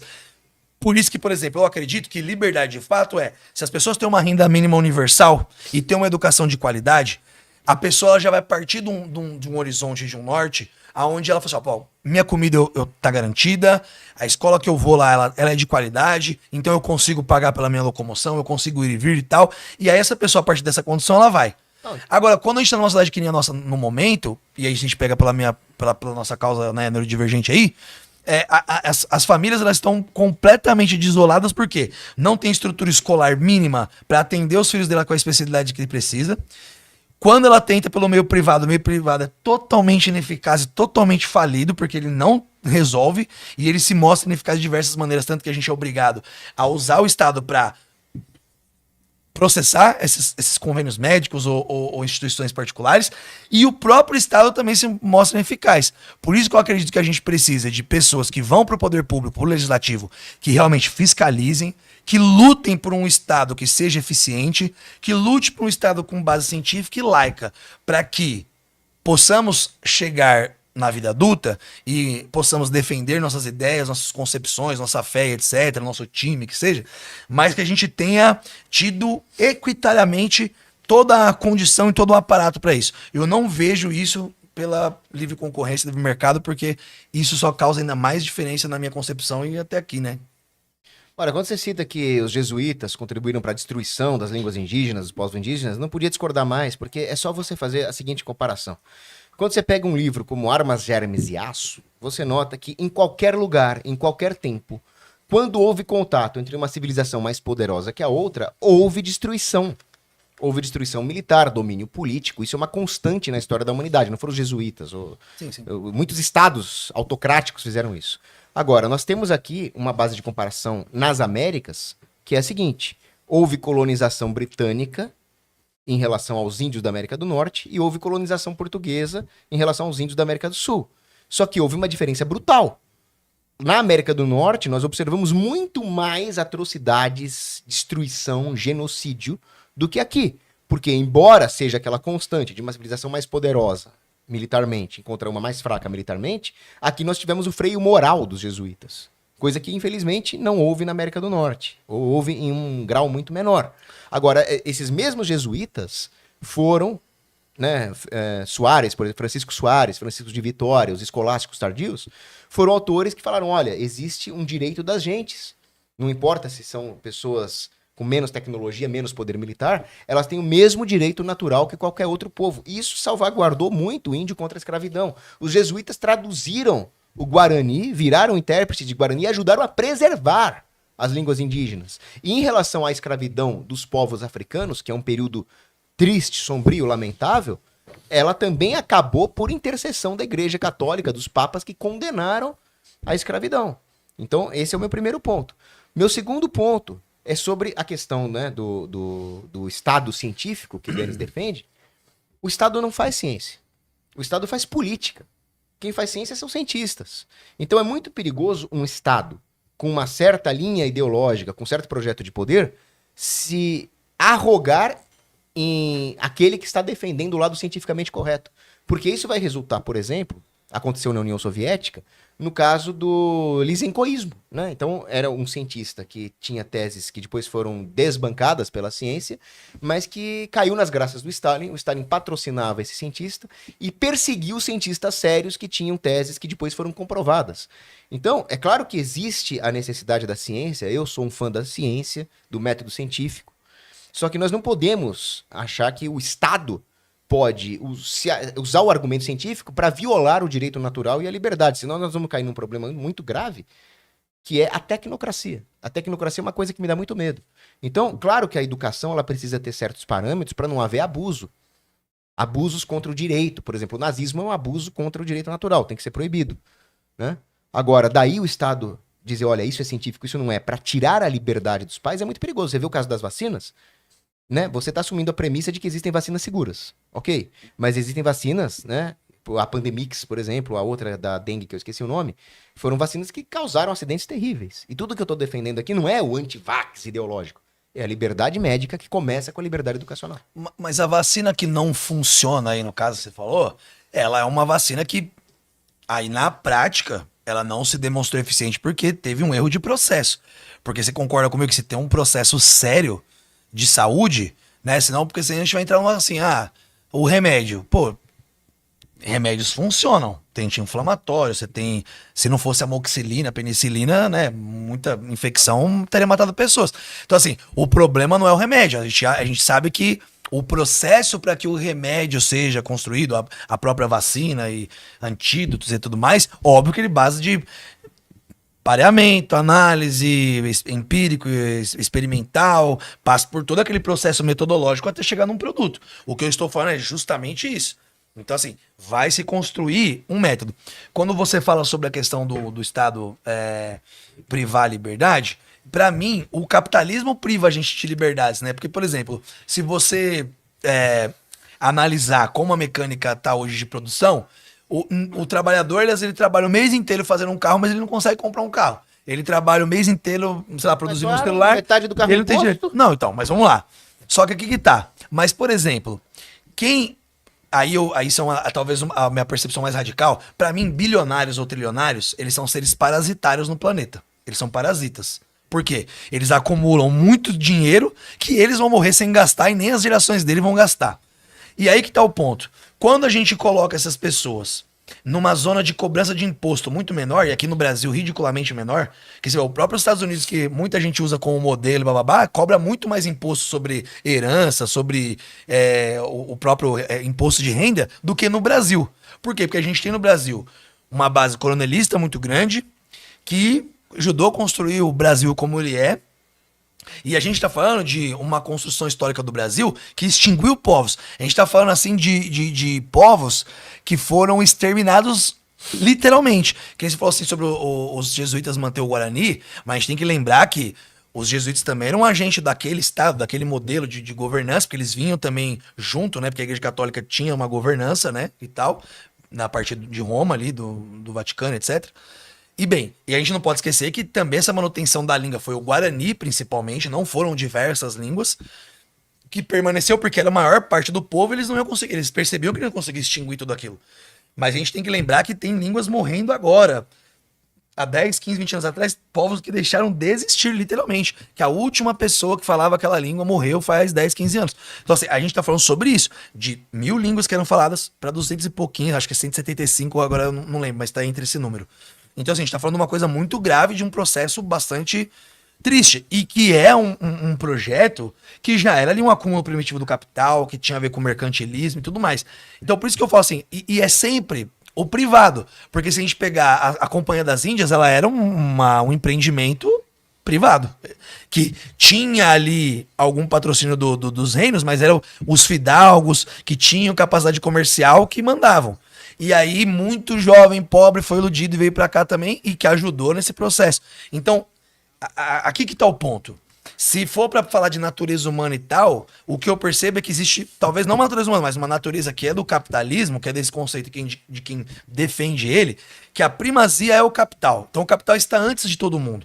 Então, você não vai pensar comunitariamente ou socialmente sem que haja acúmulo. E aí, até voltando nesse exemplo que a gente está dando e tal, quando a gente pega as próprias comunidades indígenas, o fato dos portugueses terem que acumular, pegar, né, o desmatamento completo do pau-brasil e tudo, né, toda a violência que foi feita, tudo tinha a ver com essa questão de eu preciso ter mais. E aí não há uma divisão. Né? Tanto que não houve partilha de nenhuma forma. E você, né, você também é cristão, né? A gente conversou fora do ar e tal. E eu penso que, assim, Cristo, na sua fala de partilha o tempo todo. Né? Em todos os exemplos que a gente pega da própria palavra de Jesus mesmo, em nenhum Jesus é um excludente. Ele é sempre um cara que agrega. Ele é um ser social, né? Inclusive, ele fala, dê a Roma o que é de Roma, né? Dê a César o que é de César e tudo mais. E quando a gente pega os próprios grupos que andavam com Jesus, você vê, as parábolas que Jesus usava eram sempre dos samaritanos, que era um povo que sofria preconceito. Então, assim, ele era uma pessoa que diluía isso. Quando a gente pega a prática do Estado hoje, e alguns estados ditos, inclusive cristãos, não é isso que acontece. Foge dessa lógica de amar, de proteger, de comunidade. Né? Tanto que você pega em Atos dos Apóstolos, que se mostra as primeiras comunidades cristãs, elas eram comunitaristas. Né? Tem várias falas, inclusive, de Jesus que são atribuídas a Karl Marx, né? Que é dê tudo e me siga e tal. Quem falou isso foi Jesus, né? Karl Marx não fala sobre isso, por exemplo. Né? Para quem é ali marxista mesmo, a gente entende que existe um Estado que não funciona, que tem que ser superado, né? Que tem que o trabalhador tem que assumir os meios de produção e aí ele conseguir, né, construir ali uma sociedade diferente do capitalismo que é empreendido hoje. Mas assim, eu não consigo conceber. Isso a gente vai ficar Denis, aqui sempre. Eu sei que eu tenho minhas opiniões, por isso que eu só sou o mediador, não é o apresentador, porque aqui o diálogo é livre, a gente não tem aquele ficar... Mas assim, cara, eu não consigo resistir a isso, porque todo mundo sabe que eu sou de direita, e assim, hoje mais centro-direita, tá, Cogos? Já fui muito mais direita, hoje mais centro-direita. Mas assim, cara, esse discurso não funciona mais, o Denis, aonde é que funciona esse discurso, cara? Do Karl Marx, nem o nosso próprio presidente aí, né? Acredita nisso, cara. Ele tem uma casa aqui em Pinheiros, velho, que pega a rua inteira. E aí é o pai dos pobres que divide as coisas. Eu não consigo ficar quieto com isso, cara. Mas eu não tô nem... mas eu não tô defendendo Não, mas esse é o pensamento da esquerda. Mas eu aí queria que tá. ele colocou muitos temas aqui. É verdade. Eu Vamos lá. queria só fazer aqui, Eu vou dar espaço. É que eu não consegui me segurar, vou dar espaço pro Não, Cogos. mas depois eu te- Desculpa, eu não posso dar minha opinião aqui, mas eu só tô. O debate tá de alto nível. Mas tá... é que assim, não, é que a gente. É que só pra ser rápido e não atrapalhar o raciocínio do Cogos, mas o que eu tô pontuando aqui é o seguinte: eu não tô defendendo a ideia só do Karl Marx e tudo mais. Nesse sentido que você disse, mas ninguém acredita mais nisso. O ponto é, a gente tem uma sociedade que ela é desigual. E ela se mostra ineficiente em relação ao capitalismo. Você pode falar assim pra mim, mas a solução do Karl Marx ela não é suficiente. Beleza, qual é suficiente? Porque o capitalismo continua sendo uma porcaria. Ele continua matando gente, sendo uma máquina de triturar gente, é burnout, é um método de produção que não abarca todo mundo, não tá empregando todo mundo, com o avanço da IA vai ficar cada vez pior. Então tem uma série de coisas pra gente discutir. É isso que eu tô trazendo pra mesa, entendeu? Essa reflexão. Então, mas qual que é a solução? Porque o capitalismo não é. É isso onde eu tô pontuando.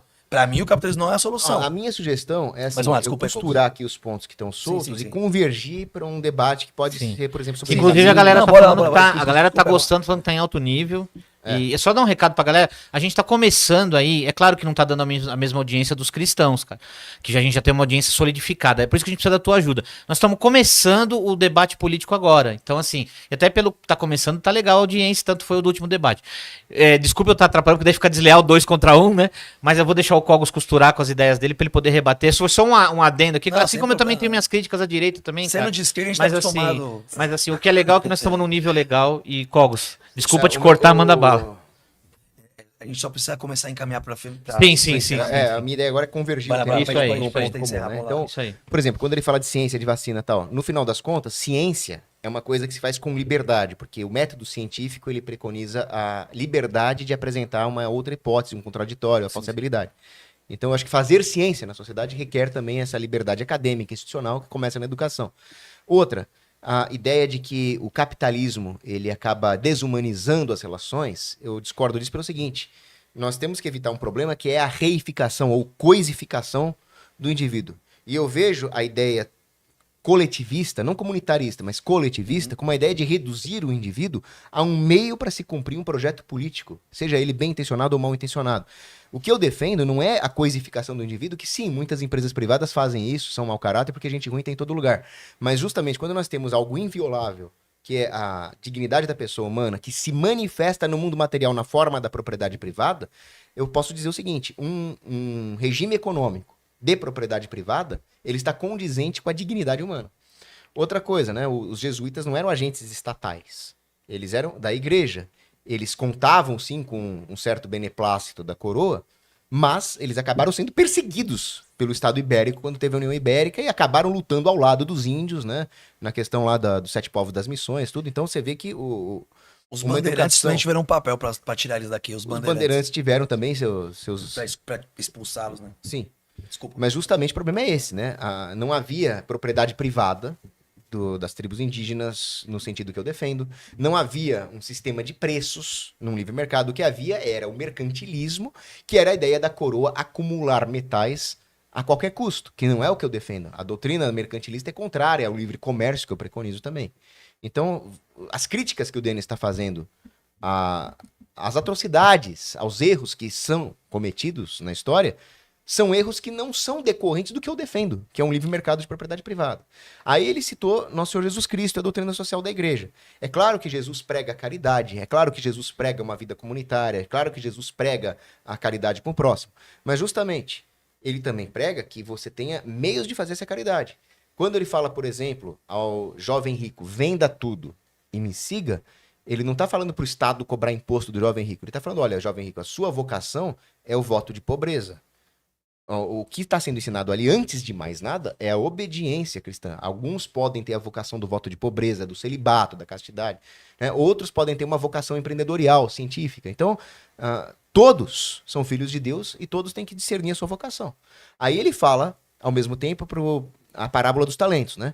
Então, para um empregado ele dá 4 talentos, para o outro ele dá 2 talentos, para o outro ele dá 1 talento. E os bons empregados são aqueles que investem esses talentos com retorno. Ou seja, um lucro. Então ele está falando, você tem vocação diferente, desigual, e cada um vai fazer o melhor que puder com essas vocações. Então ele tá falando, visem o lucro, só não idolatrem o lucro, não coloquem o lucro acima das relações humanas. Tanto Jesus prega o contrato antes de considerações de igualdade, que você tem a parábola das vinhas também. Contrata lá o cara para trabalhar o dia inteiro, ganhar X, e aí no final do dia, já com ar mais fresco, lá ele contrata pelo mesmo X. O que valeu ali foi o contrato. Né? E aí, só para complementar, ele fala, a Bíblia também fala sobre renda mínima. Ele fala, o homem terá que comer com o suor do seu trabalho. Eu defendo a caridade, ajudar quem precisa, quem não pode trabalhar. Agora, se criar uma renda mínima, é criar um incentivo perverso a que a pessoa não queira mais se esforçar. E aí, quando ela vai receber os recursos do Estado, em vez de ter algo que é legitimamente seu, ela vai acabar se tornando mais dependente, não menos dependente. Por isso que os bilionários, claro que tem bilionário safado, claro que tem bilionário ladrão, desumano, mas o bilionário não é todo. Parasita, né? Então, logo no começo você falou, eu não posso falar todo mundo de esquerda é assim, todo mundo de direita é assim. Claro. Mas eu também não posso falar todo bilionário é assim, porque tem bilionário que ficou bilionário porque criou um bem, um serviço inovador de forma honesta. E chegou lá. Eu não acho Só que o problema pra mim é como esse cara se torna bilionário com tanto recurso e ele não tem a habilidade, a capacidade de fazer com que esse recurso escoe de uma maneira mais justa, entendeu? Porque quando você pega a maior parte dos exemplos aí dos bilionários ou trilionários agora, inclusive, que é um absurdo, as pessoas que são bem pagas por eles são raras, que têm alguma decência. Porque se a gente jogar uma questão importante, vai. Por exemplo, né? A gente produz comida pra todo mundo, né? Certo? Hoje se produz comida pra todo mundo. E comida, eu acredito que seria um bem, assim como um remédio, que não deveria nem ser cobrado. Porque se a gente consegue produzir para que todos tenham, a gente deveria ter uma maneira de subsidiar isso de uma maneira justa para que todos tivessem, porque acho que é o mínimo, né? É comida, tipo assim. Antes a gente nascia, tinha uma fruta no pé, se ela colhia, podia comer. Agora, às vezes até por conta de como a propriedade privada é posta, se a pessoa pegar o graveto numa propriedade do outro, ele é preso porque né, ele não podia nem botar um fogo para esquentar. Então, tipo assim, tem uma questão aqui que é muito, sabe assim, pesada. Então, onde queria chegar? A gente tem um modelo. Então, pelo que eu tô entendendo da nossa discussão aqui, você também acredita que o modelo que a gente vive hoje, ele não é suficiente. Não, correto? Eu digo mais, eu concordo com você que o modelo atual é injusto. É injusto, correto. E aí que tá o ponto aqui. Eu posso olhar de uma perspectiva socialista, você se diz libertário, Sim, anarcocapitalista. anarcocapitalista. Mas eu queria fazer uma pergunta pra você, cara. Porque, de fato, e aí eu não vou ser hipócrita aqui, quando a gente fala ou discute, entre nós que somos ciências humanas e tal, quando a gente discute anarcocapitalismo, eu vou ser sincero mesmo, mas eu não tô de nenhuma maneira desprezando. Mas a gente acha uma coisa meio que engraçada falar anarcocapitalismo. Eu queria entender de você o que representa anarcocapitalismo, porque na nossa percepção, o anarquismo ali por Proudhon, Bakunin, etc., ele é uma percepção de não Estado, né? Não é a minha vertente de anarquismo. Tudo bem, claro. Eu penso que não, né? Mas só para chegar lá, aí... E a gente vê o capitalismo, que esse modelo que é o que tem em vigência. É o capitalismo, né? Não tem outro modelo. O que a gente abarca hoje é o que a gente entende como capitalismo. Não. É o que, digamos assim, cientificamente, se a gente fosse responder na prova, o modelo vigente hoje é o capitalismo. É como ele está posto. Eu discordo. Como o mundo está posto é o capitalismo. Tanto que você acredita no anarcocapitalismo, não no capitalismo. O que eu acredito é que existem forças de mercado que conseguem atuar apesar do peso do Estado. Mas que esse peso do Estado deveria ser removido. Então, mas o que é o anarcocapitalismo, então? Eu não consigo o nome realmente não é bom. É horrível, né? Não faz que... sentido, cara. Eu não consigo... Desculpa a palavrão. É que eu não consigo mas entender. Do ponto de vista de filosofia da linguagem, eu gostaria que os termos expressassem o seu sentido, né? Porque não me parece que... É que assim, aí tem minha rigidez cognitiva também. Mas tipo, como assim anarcocapitalismo? Não, realmente o nome não é bom. Porque... Por 2 motivos, né? Primeiro porque não faz sentido, né? Primeiro que não é anarco e segundo que não é o que a linha marxista ou o que vocês chamam de capitalismo. Porque eu sei que você vê como um problema e eu também vejo como um problema esse conluio entre o poder estatal e o poder corporativo para destruir os pequenos, para destruir... Sim, que massacra o pequeno empreendedor. Exato. Que aí é uma concepção importante que, apesar de ser vista como marxista, mas eu acho que ela é bastante pertinente pra gente discutir, que aí é uma coisa que é muito importante. O cara que é um pequeno comerciante, mas, pô, você acorda lá às 6 da manhã, vai dormir às 10 da noite, e você tem um funcionário, o problema é que às vezes esse cara se acha capitalista, né? Ele se acha e você não é, porque você tá abarcado numa sociedade, num mercado de regulação que ela beneficia, sim, quem tem grandes propriedades. Porque vamos falar a verdade, não tem incentivo fiscal para o pequeno farmacêutico. Não tem incentivo fiscal para o pequeno mercadinho. Mas se surge uma rede de supermercado num lugar que o prefeito vai poder usar aquilo para falar, ó, trouxe a rede de supermercado tal para cá, na hora abarca. Ou seja, dá o incentivo fiscal. Então a gente vive numa injustiça e que para mim o contraditório tá nesse capitalismo atual, né? Não, você falou uma coisa interessante, que eu não sei se você vai concordar comigo, mas a ditadura que foi implantada no mundo inteiro ali em 2020 e 2021, onde obrigaram a fechar os comércios, os pequenos comércios se ferraram muito mais do que os grandes. Sim. Os Inclusive, grandes se reinventaram, inclusive, né? Assim, inclusive, você é um defensor da causa das pessoas neurodivergentes. Claro. Eu sou neurodivergente e eu sofri imensamente naquela época, porque embora a lei federal me isentasse do uso de máscara, devido ao meu espectro, né? Sim, sim. Muita gente brigava comigo e não queria saber se eu era autista ou não. Chegava lá e cometia... Eu tive que brigar lá, ameaçar, processar por capacitismo inúmeras vezes. É um Então, problema. mas Mas quem aí tem uma tava ignorância educacional que a gente dificilmente vai conseguir superar já tão imediatamente, que é essa questão de entender questão sensorial, uma série de coisas, né? Isso aí já entra no outro tema que a gente precisaria de mais umas 2 horas aqui para trocar ideia. Não, só respondendo essa mas pergunta, vamos lá, certo. o meu anarcocapitalismo, ele não é a ausência de hierarquia, não é a ausência de ordem, não é a ausência de regras. Mas não tem Estado. Ele poderia até ter um Estado. Ah. Desde que esse Estado não se arrogasse na posição de um monopolista de prestador de bens e serviços. Mas o capitalismo atual tem monopólios, mano. E usa o Estado como um Estado ideológico. Então, aí a pergunta que fica, como você define monopólio? Você define monopólio como sendo a existência de apenas um fornecedor? Ou a barreira legal a novos entrantes? Tem uma diferença importantíssima aqui. Eu defino como a existência de barreiras legais. Tá. Porque se tiver uma padaria só num bairro pequeno, aquilo não é um monopólio, porque eu posso chegar lá e montar minha padaria. De forma alguma. Quando eu falo de monopólio, é essa questão, tipo assim, tem a rede de supermercado X chegou num lugar, ela mata todo o comércio pequeno ali e ninguém dá nenhum tipo de proteção para aqueles comerciantes. E é um trabalhador também, né? Que o cara tava ali, levantando cedo, buscar a fruta lá no mercado aqui de São Paulo, volta, e aí de repente ele vê o negócio dele totalmente trucidado, porque ninguém se importou. Não, né? Você quer ver uma coisa que Então- atrapalha demais? Ultimamente eu tô fazendo muitas críticas disso no meu Instagram, que é o abuso do poder policial contra ambulantes, contra pequenos Pô, comerciantes. isso é um absurdo, velho. Pô, que legal que a gente absurdo. concorda. O cara tá ali, bastante. não, o cara tá ali com as coisas dele e a polícia chega e toma, sou fiscal. E inclusive a gente sabe que rouba, né? As coisas, Sim, literalmente. roubam. Me desculpa, assim, porque eu lembro na faculdade, a gente defendeu uma pessoa que tava com o carrinho dele de cachorro-quente de bebida, e daí a gente se impõe entre a polícia pra ele conseguir guardar as coisas dele e levar embora. Tudo bem, ele não tem o direito de vender aqui, mas você não tem o direito de levar as coisas dele embora. Isso é roubo, né? Isso é roubo. É, exatamente. Eu penso assim E também. aí, o que mais me deixa irritado é o seguinte: você tem um grande empresário, ele compra juiz, compra fiscal da Anvisa, ele compra todo mundo. E o pequeno não tá lá apanhando da GCM. Mas aí que tal, tá vendo? O grande empresário, pra mim, tá vendo como volta lá atrás, ó, tá sempre na questão do excludente, porque é sempre pra quem pode pagar.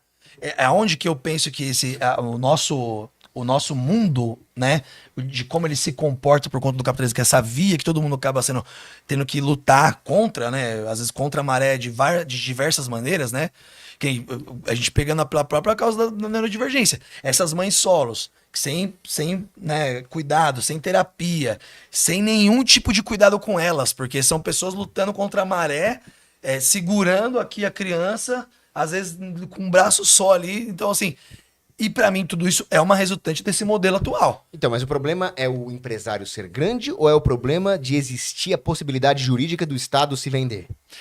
Pra mim, a maneira com que a gente se constitui culturalmente permite com que esse cara que cresce, ele tenha a mentalidade de opressor. Então, ele não tem uma educação emancipada. É porque eu adoto muito a teoria eu gosto muito de Paulo Freire e tal, estudei muito ele, que ele fala, né, que quando a educação não é emancipadora, o sonho do oprimido é se tornar opressor. E na minha crença, né, na minha crença no sentido político, eu vejo que a gente tem um mercado que oprime os outros, inclusive os pequenos comerciantes, que é o que a gente está falando aqui agora. E quando esse cara cresce, em vez de ele ter uma mentalidade de dividir, de compartilhar ou de melhorar, não, ele vai extinguir. Por isso que eu acho que o que a gente precisa fazer é confrontar isso. E aí, para encerrar também, porque a gente precisa encaminhar para o final, né? Eu acho que a gente precisa ter esse Estado, imediatamente falando, né? Esse Estado forte, esse Estado que tenha principalmente legisladores que não só fiquem pensando em fazer leis, mas que desburocratizem caminhos, que fiscalizem, né, o poder executivo, que tem cometido diversas atrocidades e muitas vezes pautadas no dinheiro que eles receberam ali Então, na campanha de grandes empresários, por exemplo. Então, mas o problema do que você está defendendo é que você depende que o legislador tenha boa vontade. E eu acho que é um excesso de otimismo esperar isso do legislador. Mas O que eu esperar quero- que o cara do mercado faça é a mesma Não, coisa. o que eu quero é limitar a possibilidade jurídica do Estado vender regulação para favorecer os grandes. Eu quero limitar o escopo do Estado, tanto em tamanho quanto em escopo mesmo. Ele não pode fazer... Mas se muitos estados já estão regulações, mas lobby. se muitos estados já estão com os bilionários nele ou com esses grandes empreendedores, isso fica uma coisa inviável, porque aí você vai entregar de vez, de mão beijada, de bandeja, para que esses caras autorregulem. Aí você não vai ter participação popular. Qual que é a possibilidade da gente ter no parlamento uma participação popular de fato? De ter uma participação de um neurodivergente como eu lá? É só se a gente ter essa base estruturada de Estado que permita mesmo alguém que não tenha nenhum recurso como eu, ou pouquíssimo recurso como eu no caso, que ele chegue lá e ele tenha voz para defender inclusive essas questões. Porque dessa perspectiva sua, na minha conclusão aqui, vai permitir só que justamente esses caras que têm monopólios ou que eles já construíram e costuraram leis que criam monopólio, permaneçam. Eu discordo completamente. Eu Pelo sei. seguinte, não, Por isso que a gente tá aqui. Acho que nós vamos Não, ter que mas- fazer uma segunda parte. Vamos fazer a É, segunda vamos parte. fazer. Mas, Eu tô à desculpa, disposição. sabe que é que agora a gente eu precisava caminhar para encerrar. Nós Tá, vamos- não, mas Porque tem uma questão familiar, mas... tá, não, mas rapidinho, né? Não, tudo bem, claro, pode encerrar. Tá fugindo, hein? Ó, esquerda. Tô É, brincando, não, brincadeira, não, não. brincadeira. Você não vai ver, por exemplo, É que era pra ter começado às 18, né? Não é brincadeira. quando vem, por exemplo, o pessoal da equipe econômica do Lula fazer uma palestra na Faria Lima, defendendo controle de capitais, CPF de O Lula é de imóveis, esquerda, né? né? Aquele- Ele mesmo já falou isso. né? Sistemas que obrigam a empresa a descontar o imposto do seu lucro na fonte. Você tem o aplauso de grandes lobistas da Faria Lima. Você não vai ter o aplauso do pequeno comerciante. Lógico que não. Então, o que eu exatamente. quero dizer é que o que nós precisamos é que existam pessoas dispostas a defender a propriedade privada e o livre mercado, independentemente de qualquer coisa, porque é a única forma de blindar o Estado contra o lobby. É através de uma blindagem jurídica. É um Estado que não possa avançar para além do seu escopo de defender propriedade privada, contratos e fronteira.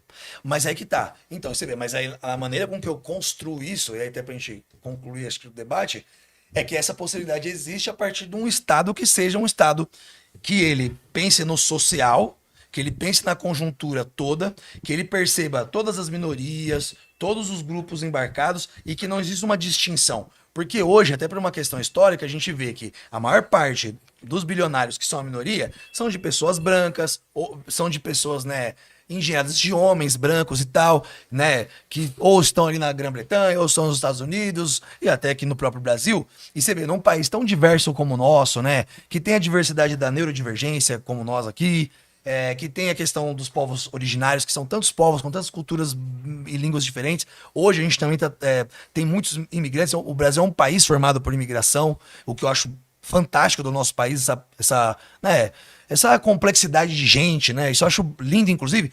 Eu acho que como que a gente vai conseguir representar essas pessoas se quem está lá no grande poder econômico, esses grandes capitalistas, eles são pessoas com modelos de vida e de pensamento muito uniformes e que muitas vezes querem impor para outras pessoas, como, por exemplo, na minha concepção, o Trump faz hoje, né? Mas eu sei como você pode fazer com que essas pessoas sejam representadas. Se elas tiverem a liberdade de escolher onde gastar o seu dinheiro privado sem que o Estado confisque. Porque eu tenho certeza que uma pessoa como você, se tivesse, vamos supor, o dobro da sua renda, você ia ajudar pessoas neurodivergentes. Inclusive, eu imagino Com a que minha você, renda eu já ajudo. com a sua renda você já Errado. ajuda. Se você tivesse o dobro da sua renda, você ajudaria em dobro. Então, o que eu defendo é que o Estado pare de confiscar o dinheiro das pessoas, da sociedade civil, das pessoas comuns, para que elas possam se ajudar entre si. Porque o ser humano não é reduzido ao lucro individualista, materialista. Tem gente assim. Mas eu acredito que, apesar da natureza humana caída, como nós católicos acreditamos, existe a lei natural impressa no coração dos homens. E eu prefiro acreditar na possibilidade de alguns indivíduos bons na sociedade se ajudarem do que contar que nós vamos colocar exatamente indivíduos bons em posição de poder e achar que com isso nós podemos terceirizar a responsabilidade na mão deles. Não, Mas aí, pra mim, aí eu solidifico só Ó, pra que o Estado faria isso. Bom, primeiro eu queria agradecer você, cara, que debate de nível. O Cogos, cara, já é de casa, mas nunca veio no meu podcast, né? Já veio aqui várias vezes. O Denis, eu costumo dizer que é o único esquerdista que eu gosto, que virou meu amigo aqui, cara, o esquerdista de coração. Não, nós tivemos Tá. uma conversa boa ali. Muito bom. Não, o cara é 10, eu vou te ajudar. Nós aí somos no que precisar. neurodivergentes, a gente E- precisa estar... Não, é um debate, sim. tanto é que o Só a Cogos gente sabe o que a gente aceitou passa, né, mano? o debate por causa disso. nós. Agora, assim, eu queria antes, eu sei que você tá correndo, mas eu queria colocar uma questão pros dois, muito rápida, substituindo as considerações finais de vocês. Beleza, pode É ser. assim, cara, Cogos e Denis. O que a gente fez hoje aqui é o que o Brasil tá precisando, é a minha opinião, tá?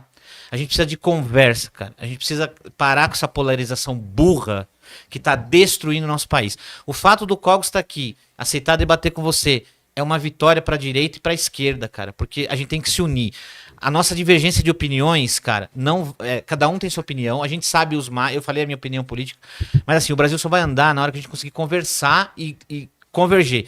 Você é um cara que tem ideias legais, cara, que dá pra direita usar. E o Cogos, cara, as ideias deles também é boa que a esquerda usaria. O que a gente tem que parar é que, não vou aprovar um projeto porque eu sou de esquerda e direita. Bom, a minha consideração, minha pergunta final pros dois, assim, ó. O que vocês acham sobre a forma que resolveria essa polarização? Queria começar pelo Cogos. O que seria o bem pro Brasil, Cogos? Você concorda comigo, cara? Acabar com essa polarização e tentar convergir as ideias? A pergunta é pros dois. Para o bem do Brasil, o que vocês fariam, cara? Pois é, eu tava conversando com o Denis nos bastidores antes de começar o podcast, e ele falou, não tenho inimigos. E realmente nós não podemos ver um ao outro como inimigos. Inimigo é o demônio. Ele é o inimigo da humanidade. Então, nós temos que buscar a verdade e o bem comum. E aí, é claro que eu discordo do Denis sobre os meios de se chegar a certos tipos de bem comum.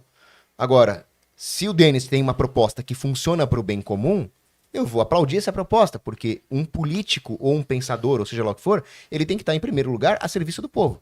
A hora que você está a serviço do povo, do bem e da verdade, você não vai ver o outro como inimigo. Você vai ter aquilo que até o nosso amigo Cirino estava comentando. Você vai ver como um adversário, alguém que discorda da maneira de implementar essas ideias. É meu adversário. Mas se você realmente, se você tem duas pessoas que querem a verdade e querem o bem do povo, dificilmente você vai ter um hiato intransponível. Você vai ter, pelo menos ali, um fio para restaurar uma cooperação.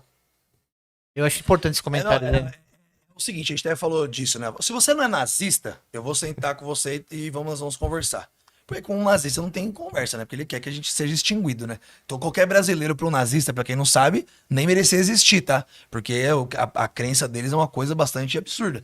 Inclusive até me admira ter tantos polos nazistas no Brasil, né? Num país, né, que é de fruto da imigração e tudo mais.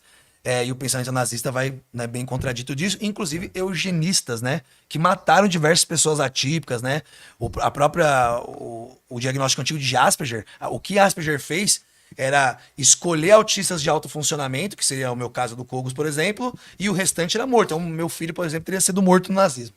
Então, assim, pra gente parar com a polarização, o que a gente precisa é começar a discutir projeto. Então, assim, eu discordei do Cogos aqui a maior parte do tempo, fiquei tentando aqui argumentar, ele também pra gente, mas o que aconteceu aqui? Em todo momento, de uma forma ou de outra, a gente não vai concordar com os meios, mas é discutindo projeto. O que falta para o poder público, para quem está se candidatando, é discutir projeto. Ai, que o outro é feio, ai, que o outro não sei o quê, ai, que ele bateu em mim, ai, cospe aqui, ai, grita, aí do nada perde no argumento e fala, ai, ele é mau caráter, ai, você, ai, não tem vergonha na cara. Tipo assim, vai para um lado da ofensa. E eu não tô aqui para ficar ofendendo ninguém. O que eu tô aqui é para discutir ideias. Algumas ideias minhas serão boas, outras serão ruins, e tá tudo bem. O que eu busco é sempre melhor. Assim, ser o melhor, mas não que os outros. Então, assim, eu tenho uma base sólida. Eu tenho 2 ex-alunos meus aqui que não deixam eu mentir. E você vê, ó, eu fico muito feliz, porque você vê, eu devo ter sido um bom professor, porque para as pessoas querem apoiar, tem até aluno que de direita que gosta de mim também e tal. E o ponto é o seguinte, ó. Se a gente caminhar assim, ó, seja melhor para os outros e não melhor que os outros, a gente já tem uma estrutura. Minha segunda lei, seja útil. Seja útil. Pra que eu vou falar alguma coisa pra te ofender se não vai ser útil? Se eu discordar de você, mas pra ser útil, eu vou falar. Você entendeu? E a última é curto processo. O lugar bom de estar é aqui agora. A gente tem que gostar de estar com as pessoas. Por exemplo, ó, você várias vezes gosta de afirmar, você é esquerda que mais, você é esquerda que mais gosta. Não, claro que é uma brincadeira. Esquerda, mas você... Não, mas o ponto aqui é importante o seguinte, você olhar para as pessoas como ser humano. Eu quero que as pessoas me vejam como ser humano. O capacitismo nem sempre permite isso. E muitas vezes na minha vida eu fui chamado de doidinho, de louco, de acelerado, etc. Porque eu era esquisito da turma. Porque eu era o cara que faz um monte de coisa, né?